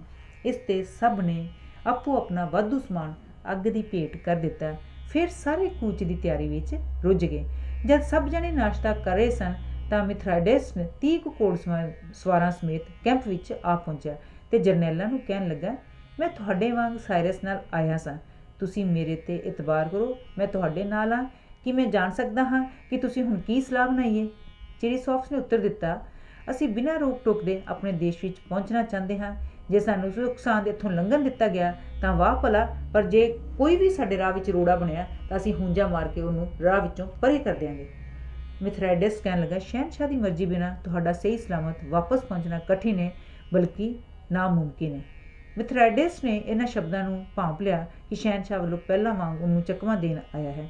ਸੋ ਉਸਦੇ ਜਾਣ ਪਿੱਛੋਂ ਉਹਨਾਂ ਇਹ ਮਤਾ ਪਕਾਇਆ ਕਿ ਜਿੰਨਾ ਚਿਰ ਤੱਕ ਉਹ ਵੈਰੀ ਦੇ ਇਲਾਕੇ ਵਿੱਚ ਹਨ ਉਹਨਾਂ ਨੂੰ ਵੈਰੀ ਨਾਲ ਗੱਲਬਾਤ ਕਰਨ ਤੋਂ ਬਿਲਕੁਲ ਸੰਕੋਚ ਕਰਨਾ ਚਾਹੀਦਾ ਹੈ, ਕਿਉਂਕਿ ਇਸ ਨਾਲ ਸਿੱਧੇ ਸਾਦੇ ਤੇ ਘੱਟ ਹਿੰਮਤ ਬੰਦਿਆਂ ਦਾ ਵੈਰੀ ਦੀਆਂ ਚਾਲਾਂ ਵਿੱਚ ਫਸਣ ਦਾ ਖਤਰਾ ਖੜਾ ਹੋ ਜਾਂਦਾ ਹੈ। ਅਗਲੇ ਦਿਨ ਮਿਥਰਾਈਡੇਟਸ 200 ਘੋੜਸਵਾਰਾਂ ਤੇ 400 ਤੀਰ ਅੰਦਾਜ਼ਾਂ ਨਾਲ ਕੁਝ ਦੂਰ ਫੌਜ ਦੇ ਮਗਰ ਮਗਰ ਆਉਂਦਾ ਹੋਇਆ ਨਜ਼ਰੀ ਪਿਆ ਤੇ ਇੰਜ ਲੱਗ ਰਿਹਾ ਸੀ ਕਿ ਉਹ ਕੋਈ ਮਿੱਤਰਤਾਪੂਰਨ ਸੁਨੇਹਾ ਲੈ ਕੇ ਆਇਆ ਹੈ। ਪਰ ਲਾਗੇ ਪਹੁੰਚਦਿਆਂ ਹੀ ਉਹਨੇ ਯੂਨਾਨੀ ਸੈਨਾ ਤੇ ਤੀਰਾਂ ਦੀ ਵਾਛੜ ਕਰਨੀ ਸ਼ੁਰੂ ਕਰ ਦਿੱਤੀ, ਜਿਸ ਨਾਲ ਕਈ ਸਿਪਾਹੀ ਘਾਇਲ ਹੋ ਗਏ। ਪਰ ਪਿਛਲੇ ਹਿੱਸੇ ਵਾਲੇ ਯੂਨਾਨੀ ਦਸਤਿਆਂ ਨੇ ਉਹਦਾ ਪਿੱਛਾ ਕਰਕੇ ਉਹਨੂੰ ਭਜਾ ਦਿੱਤਾ। ਅਗਲੇ ਦਿਨ ਉਹਨੇ ਫਿਰ ਹਮਲਾ ਕਰਨ ਦੀ ਕੋਸ਼ਿਸ਼ ਕੀਤੀ, ਪਰ ਉਹਨੂੰ ਫਿਰ ਬੁਰੀ ਤਰ੍ਹਾਂ ਮੂੰਹ ਦੀ ਖਾਣੀ ਪਈ। ਉਹਨਾਂ ਦਾ ਪਹਿਲਾ ਪੜਾਅ ਲੈਰੀਸਾ ਨਾਂ ਦਾ ਇੱਕ ਉਜੜਿਆ ਹੋਇਆ ਕਸਬਾ ਸੀ, ਜੋ 24 ਫੁੱਟ ਉੱਚੀ 12 ਫੁੱਟ ਚੌੜੀ ਕੰਧ ਨਾਲੋਂ ਚਾਰੋਂ ਪਾਸੇ 6 ਮੀਲ ਦੇ ਘੇਰੇ ਵਿੱਚ ਘਿਰਿਆ ਹੋਇਆ ਸੀ। ਇਰਾਨੀਆਂ ਦੇ ਕਬਜ਼ੇ ਵਿੱਚ ਆ ਜਾਣ ਤੋਂ ਪਿੱਛੋਂ ਇਹ ਮੀਡੀਅਮ ਕੌਮਸ ਦੇ ਬਾਦਸ਼ਾਹਾਂ ਦੀ ਰਾਜਧਾਨੀ ਹੁੰਦਾ ਸੀ। ਇੱਥੋਂ ਅੱਗੇ ਉਸਨੇ ਮੈਸਕਿਲਾ ਨਾਂ ਦੇ ਕਿਲ੍ਹਾਬੰਦ ਸ਼ਹਿਰ ਵਿੱਚ ਪਹੁੰਚੇ। ਜਦ ਮੀਡਸ ਕੌਮ ਨੇ ਇਰਾਨੀਆਂ ਹੱਥੋਂ ਆਪਣਾ ਰਾਜ ਗਵਾਇਆ ਸੀ ਤਾਂ ਬਾਦਸ਼ਾਹ ਤੇ ਮਲਕਾਂ ਨੇ ਦੌੜ ਕੇ ਇੱਥੇ ਆ ਪਨਾਹ ਲਈ ਸੀ। ਕੁਝ ਦਿਨਾਂ ਪਿੱਛੋਂ ਤਿਸ਼ਾਰਫਨੇਸ ਫਿਰ ਆਪਣੀ ਫੌਜ ਲੈ ਕੇ ਯੂਨਾਨੀਆਂ ਦੇ ਪਿੱਛੇ ਆਇਆ ਤੇ ਦੂਰੋਂ ਹੀ ਉਹਨੇ ਆਪਣੇ ਤੀਰ ਅੰਦਾਜ਼ਾਂ ਨੂੰ ਯੂਨਾਨੀਆਂ 'ਤੇ ਹਮਲਾ ਕਰਨ ਲਈ ਕਿਹਾ। ਇਹਨਾਂ ਦੇ ਟੱਕਰੇ ਵਿੱਚ ਰੋਡੀਅਨਸ ਨੇ, ਜੋ ਗੁਲੇਲਾਂ ਚਲਾਉਣ ਵਿੱਚ ਨਿਪੁੰਨ ਸਨ ਤੇ ਜਿਨ੍ਹਾਂ ਦੇ ਦਸਤੇ ਸਾਰੀ ਸੈਨਾ ਵਿੱਚ ਖਿੰਡੇ ਹੋਏ ਸਨ, ਵੈਰੀਆਂ ਨੂੰ ਮੂੰਹ ਤੋੜ ਜਵਾਬ ਦਿੱਤਾ, ਜਿਸ ਨਾਲ ਤਿਸ਼ਾਰਫਨੇਸ ਪਸਪਾ ਹੋ ਗਿਆ। ਪਰ ਫਿਰ ਵੀ ਕੁਝ ਵਿੱਚ ਤੇ ਫੌਜ ਦੇ ਮਗਰ ਮਗਰ ਹੀ ਲੱਗਾ ਰਿਹਾ। 7 ਦਿਨਾਂ ਦੇ ਸਫ਼ਰ ਪਿੱਛੋਂ ਉਹ ਇੱਕ ਐਸੇ ਇਲਾਕੇ ਵਿੱਚ ਪਹੁੰਚ ਗਏ ਜਿੱਥੇ ਇੱਕ ਚੰਗਾ ਤਕੜਾ ਕਸਬਾ ਸੀ, ਪਰ ਉਸ ਤੱਕ ਪਹੁੰਚਣ ਦਾ ਰਾਹ ਦੋਹੀਂ ਪਾਸੇ ਪਹਾੜੀਆਂ ਨਾਲ ਘਿਰਿਆ ਹੋਇਆ ਸੀ। ਇਹਨਾਂ ਦੇ ਰਾਹ 'ਤੇ ਰੋਕਣ ਲਈ ਕਬਾਇਲਿਆਂ ਨੇ ਮੋਰਚੇ ਬਣਾਏ ਹੋਏ ਸਨ। ਜ਼ੈਨੋਫੋਨ ਨੇ ਵੇਖਿਆ ਕਿ ਉਸ ਥਾਂ ਤੋਂ ਇੱਕ ਹੋਰ ਰਾਹ ਉਸ ਚੋਟੀ ਤੋਂ, ਜੋ ਵੈਰੀ ਨੇ ਮੱਲੀ ਹੋਈ ਸੀ, ਇੱਕ ਹੋਰ ਚੋਟੀ ਵੱਲ ਜਾਂਦਾ ਸੀ।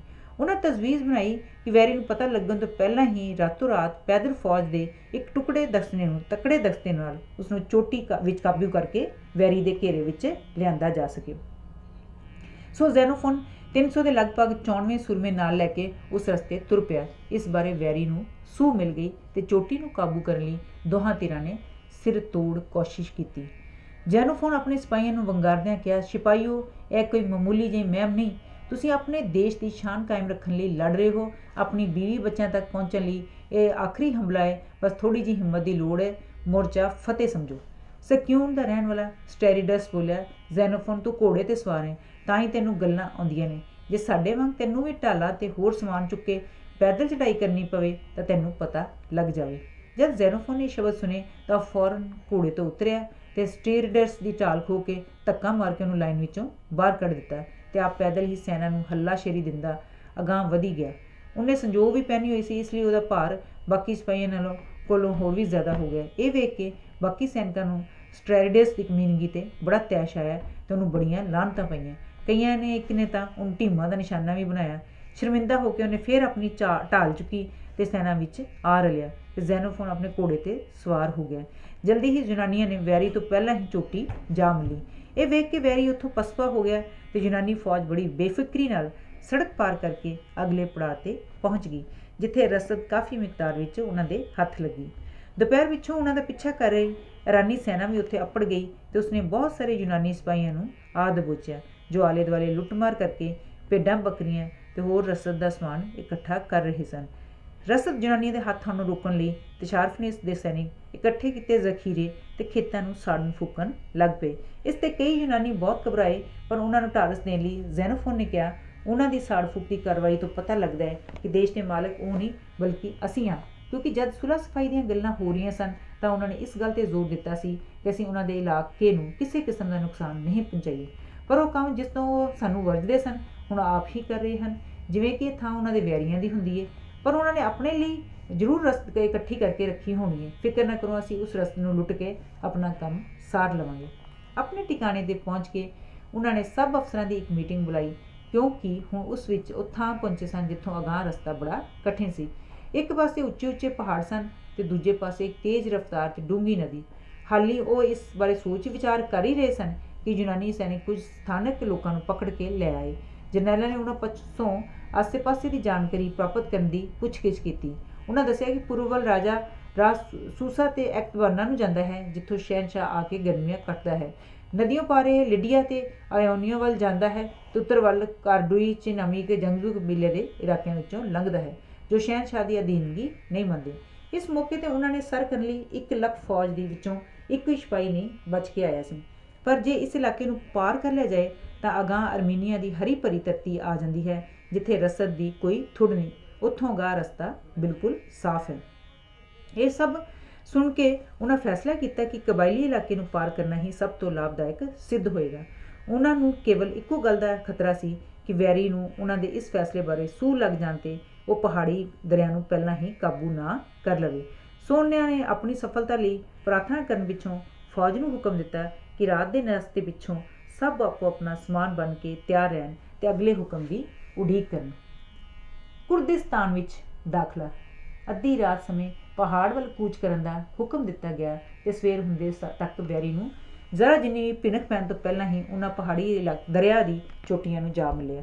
ਇਹ ਵੇਖ ਕੇ ਕਾਰਡੂਚੀ ਲੋਕ ਆਪਣੇ ਬਾਲ ਬੱਚਿਆਂ ਸਮੇਤ ਪਹਾੜਾਂ ਵੱਲ ਖਿਸਕ ਗਏ। ਪਹਾੜੀ ਕਸਬਿਆਂ ਵਿੱਚ ਪਹੁੰਚ ਕੇ ਯੂਨਾਨੀਆਂ ਨੇ ਸਿਹਤਮੰਦ ਤੇ ਤਕੜੇ ਪਸ਼ੂਆਂ ਤੋਂ ਸਿਵਾ ਸਭ ਪਸ਼ੂਆਂ ਤੇ ਗੁਲਾਮਾਂ ਨੂੰ ਛੱਡ ਦਿੱਤਾ, ਕਿਉਂਕਿ ਇਹਨਾਂ ਕਾਰਨ ਲੋੜ ਨਾਲ ਦੂਣਾ ਸਮਾਨ ਨਾਲ ਚੁੱਕੀ ਫਿਰਨਾ ਪੈਂਦਾ ਸੀ। ਰਾਹ ਵਿੱਚ ਉਹਨਾਂ ਨੇ 2 ਹੋਰ ਕਬਾਇਲੀ ਪਕੜੇ, ਜਿਨ੍ਹਾਂ ਨੂੰ ਡਰਾ ਧਮਕਾ ਕੇ ਅਗਾਂਹ ਜਾਣ ਵਾਲੇ ਕਿਸੇ ਹੋਰ ਰਾਹ ਦਾ ਪਤਾ ਕੀਤਾ ਜਾ ਸਕੇ। ਪਰ ਇੱਕ ਨੇ ਤਾਂ ਇਸ ਬਾਰੇ ਬਿਲਕੁਲ ਦੜਵਟ ਛੱਡੀ, ਇਸ ਲਈ ਉਹਨੂੰ ਕਤਲ ਕਰ ਦਿੱਤਾ ਗਿਆ। ਦੂਜਾ ਕੁਝ ਡਰ ਗਿਆ ਤੇ ਕਹਿਣ ਲੱਗਾ, ਇੱਕ ਹੋਰ ਰਾਹ ਵੀ ਏ। ਮੇਰੇ ਸਾਥੀ ਨੇ ਉਹਨਾਂ ਬਾਰੇ ਤੁਹਾਨੂੰ ਇਸ ਲਈ ਨਹੀਂ ਦੱਸਿਆ ਸੀ ਕਿਉਂਕਿ ਉਸ ਰਸਤੇ ਵਿੱਚੋਂ ਪਿੰਡ ਆਉਂਦਾ ਸੀ ਜਿੱਥੇ ਉਹਦੀ ਲੜਕੀ ਵਿਆਹੀ ਹੋਈ ਏ। ਇਸ ਪਿੱਛੋਂ ਉਹਨੇ ਰਾਹ ਵਿੱਚ ਦੱਸਿਆ ਕਿ ਜਿੱਥੇ ਫੌਜ ਦੇ ਨਾਲ ਭਾਰ ਚੁੱਕਣ ਵਾਲੇ ਪਸ਼ੂ ਵੀ ਬਖੂਬੀ ਜਾ ਸਕਦੇ ਹਨ। ਇਹ ਸੁਣ ਕੇ ਜ਼ੈਨੋਫੋਨ ਨੇ ਕੁਝ ਸਿਪਾਹੀਆਂ ਨੂੰ ਤਿਆਰ ਕੀਤਾ ਤਾਂ ਜੋ ਉਸ ਨੂੰ ਵੈਰੀ ਨੂੰ ਤੋਂ ਪਹੁੰਚਣ ਤੋਂ ਪਹਿਲਾਂ ਹੀ ਕਾਬੂ ਕਰਨ ਦੀ ਮੁਹਿੰਮ ਤੇ ਜਾਣ ਨੂੰ ਤਿਆਰ ਸਨ। ਹੁਣ ਸ਼ਾਮ ਪੈ ਚੁੱਕੀ ਸੀ। ਉਹਨਾਂ ਨੇ ਗਾਈਡ ਦੀਆਂ ਮੁਸ਼ਕਾਂ ਬੰਨ੍ਹ ਕੇ ਉਹਨੂੰ ਮੁਹਿੰਮ ਤੇ ਜਾਣ ਵਾਲੇ ਦਸਤੇ ਦੇ ਹਵਾਲੇ ਕਰ ਦਿੱਤਾ ਤੇ ਫੈਸਲਾ ਇਹ ਹੋਇਆ ਕਿ ਜੇ ਉਚਾਈ ਨੂੰ ਕਾਬੂ ਕਰਨ ਵਿੱਚ ਸਫਲ ਹੋ ਗਏ ਤਾਂ ਸਵੇਰੇ ਬਿਗਲ ਵਜਾ ਕੇ ਇਤਲਾਹ ਦੇਣ ਤੇ ਉਸ ਪਿੱਛੋਂ ਕਬਾਇਲੀਆਂ ਤੇ ਜੋ ਘਾਟੀ ਵਿੱਚ ਰਾਹ ਰੋਕੀ ਖੜੇ ਹਨ ਹਮਲਾ ਕਰ ਦੇਣ। ਇਤਨੇ ਵਿੱਚ ਬਾਕੀ ਫੌਜ ਵੀ ਉਹਨਾਂ ਨਾਲ ਆ ਰਲੇਗੀ। ਇਸ ਫੈਸਲੇ ਪਿੱਛੋਂ 200 ਦੇ ਲਗਭਗ ਵਲੰਟੀਅਰ ਮੁਹਿੰਮ ਤੇ ਤੁਰ ਪਏ।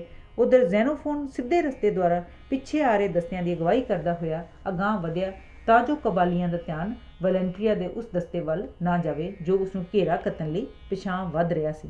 ਜਦੋਂ ਇਸ ਰਾਹ ਵਿੱਚ ਆਈ ਨਦੀ ਦੇ ਲਾਗੇ ਪਹੁੰਚੇ, ਜਿਹਨੂੰ ਪਾਰ ਕਰਨ ਲਈ ਉਚੇਰੀ ਧਰਤੀ ਤੇ ਪਹੁੰਚਣਾ ਪੈਂਦਾ ਸੀ, ਤਾਂ ਕਬਾਇਲੀਆਂ ਨੇ ਉੱਪਰੋਂ ਪੱਥਰ ਰੇੜਨੇ ਸ਼ੁਰੂ ਕਰ ਦਿੱਤੇ ਜੋ ਇਤਨੀ ਤੇਜ਼ੀ ਨਾਲ ਥੱਲੇ ਡਿੱਗਦੇ ਸਨ ਕਿ ਅਗਾਂਹ ਵਧਣਾ ਮੌਤ ਤੇ ਵਿੱਚ ਛਾਲ ਮਾਰਨ ਦੇ ਬਰਾਬਰ ਸੀ। ਸਾਰੀ ਰਾਤ ਕਬਾਇਲੀ ਇਸੇ ਤਰ੍ਹਾਂ ਪੱਥਰ ਰੇੜਦੇ ਰਹੇ। ਉਧਰ ਪਿਛਲੇ ਪਾਸਿਓਂ ਪਹਾੜ ਤੇ ਚੜ੍ਹ ਰਹੀ ਫੌਜ ਰਾਤ ਵੇਲੇ ਚੁੱਪ-ਚਪੀਤੇ ਚੋਟੀ ਤੇ ਪਹੁੰਚ ਗਈ ਤੇ ਸਵੇਰ ਹੁੰਦਿਆਂ ਹੀ ਉਹਨੇ ਬਿਗਲ ਦੀ ਆਵਾਜ਼ ਨਾਲ ਥੱਲੇ ਰਾਹ ਰੋਕੀ ਖੜੀ ਵੈਰੀ ਦੀ ਫੌਜ ਤੇ ਹਮਲਾ ਕਰ ਦਿੱਤਾ।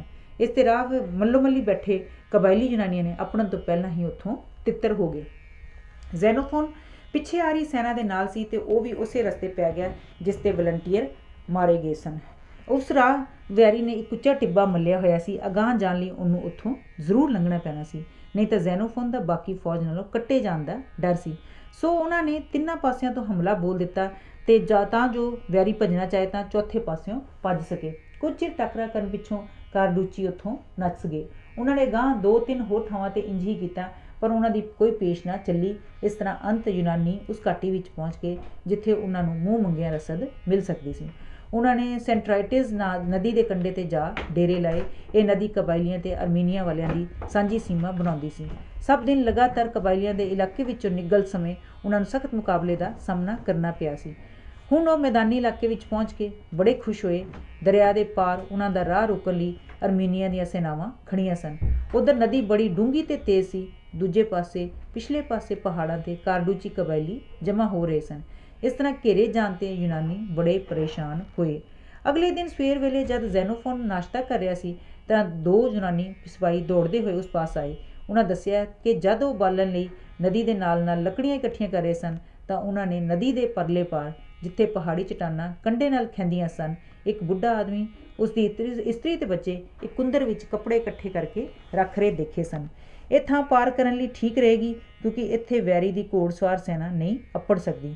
ਇਹ ਸੁਣ ਕੇ ਜ਼ੈਨੋਫੋਨ ਬਹੁਤ ਖੁਸ਼ ਹੋਇਆ ਤੇ ਉਹਨੇ ਹੁਕਮ ਦਿੱਤਾ ਕਿ ਚਿਰੋਸੋਫਸ ਅੱਧੀ ਸੈਨਾ ਲੈ ਕੇ ਪਹਿਲਾਂ ਨਦੀ ਪਾਰ ਕਰ ਜਾਏ, ਵਿਚਕਾਰ ਸਮਾਨ ਚੁੱਕਣ ਵਾਲੇ ਜਾਨਵਰ ਹੋਣ ਤੇ ਬਾਕੀ ਦੀ ਅੱਧੀ ਸੈਨਾ ਨਾਲ ਉਹ ਆਪ ਸਭ ਤੋਂ ਅਖੀਰ ਵਿੱਚ ਨਦੀ ਪਾਰ ਕਰੇਗਾ।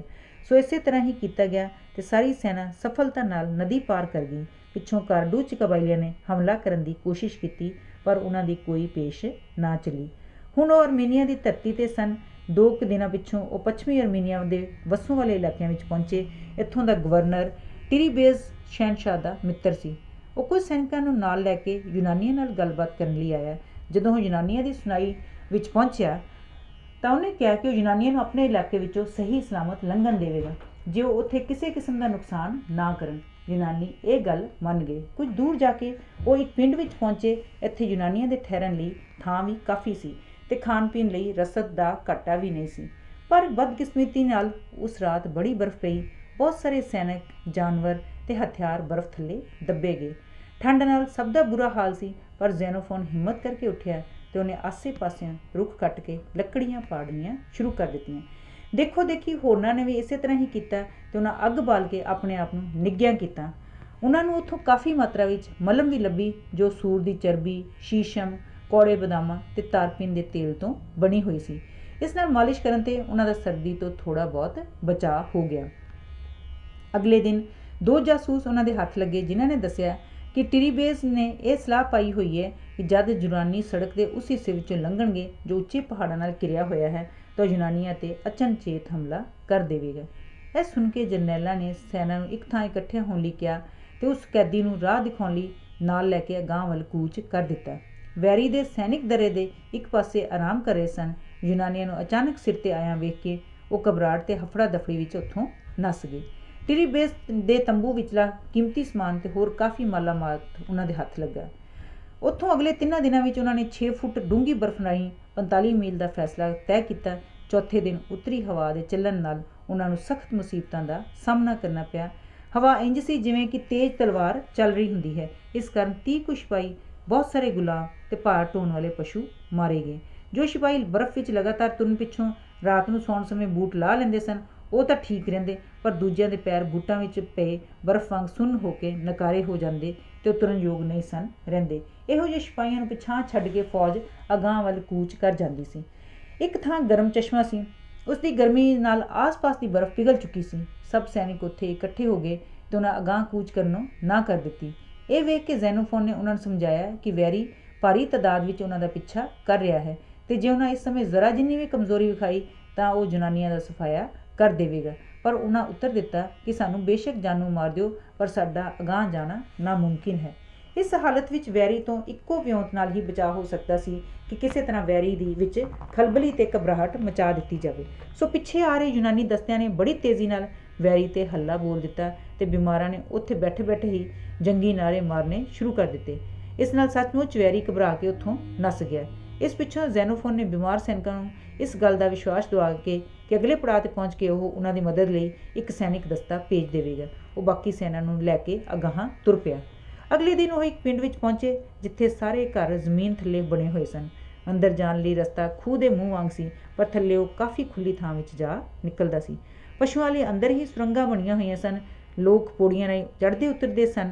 ਅੰਦਰ ਵਾਰ ਕਈ ਘੁਰਨੇ ਸਨ ਜੋ ਕਣਕ, ਜੌਂ, ਫਲੀਆਂ ਆਦਿ ਨਾਲ ਨੱਕੋ ਨੱਕ ਭਰੇ ਪਏ ਸਨ ਤੇ ਉੱਥੇ ਸ਼ਰਾਬ ਦੇ ਘੜਿਆਂ ਦੇ ਘੜੇ ਰੱਖੇ ਪਏ ਸਨ।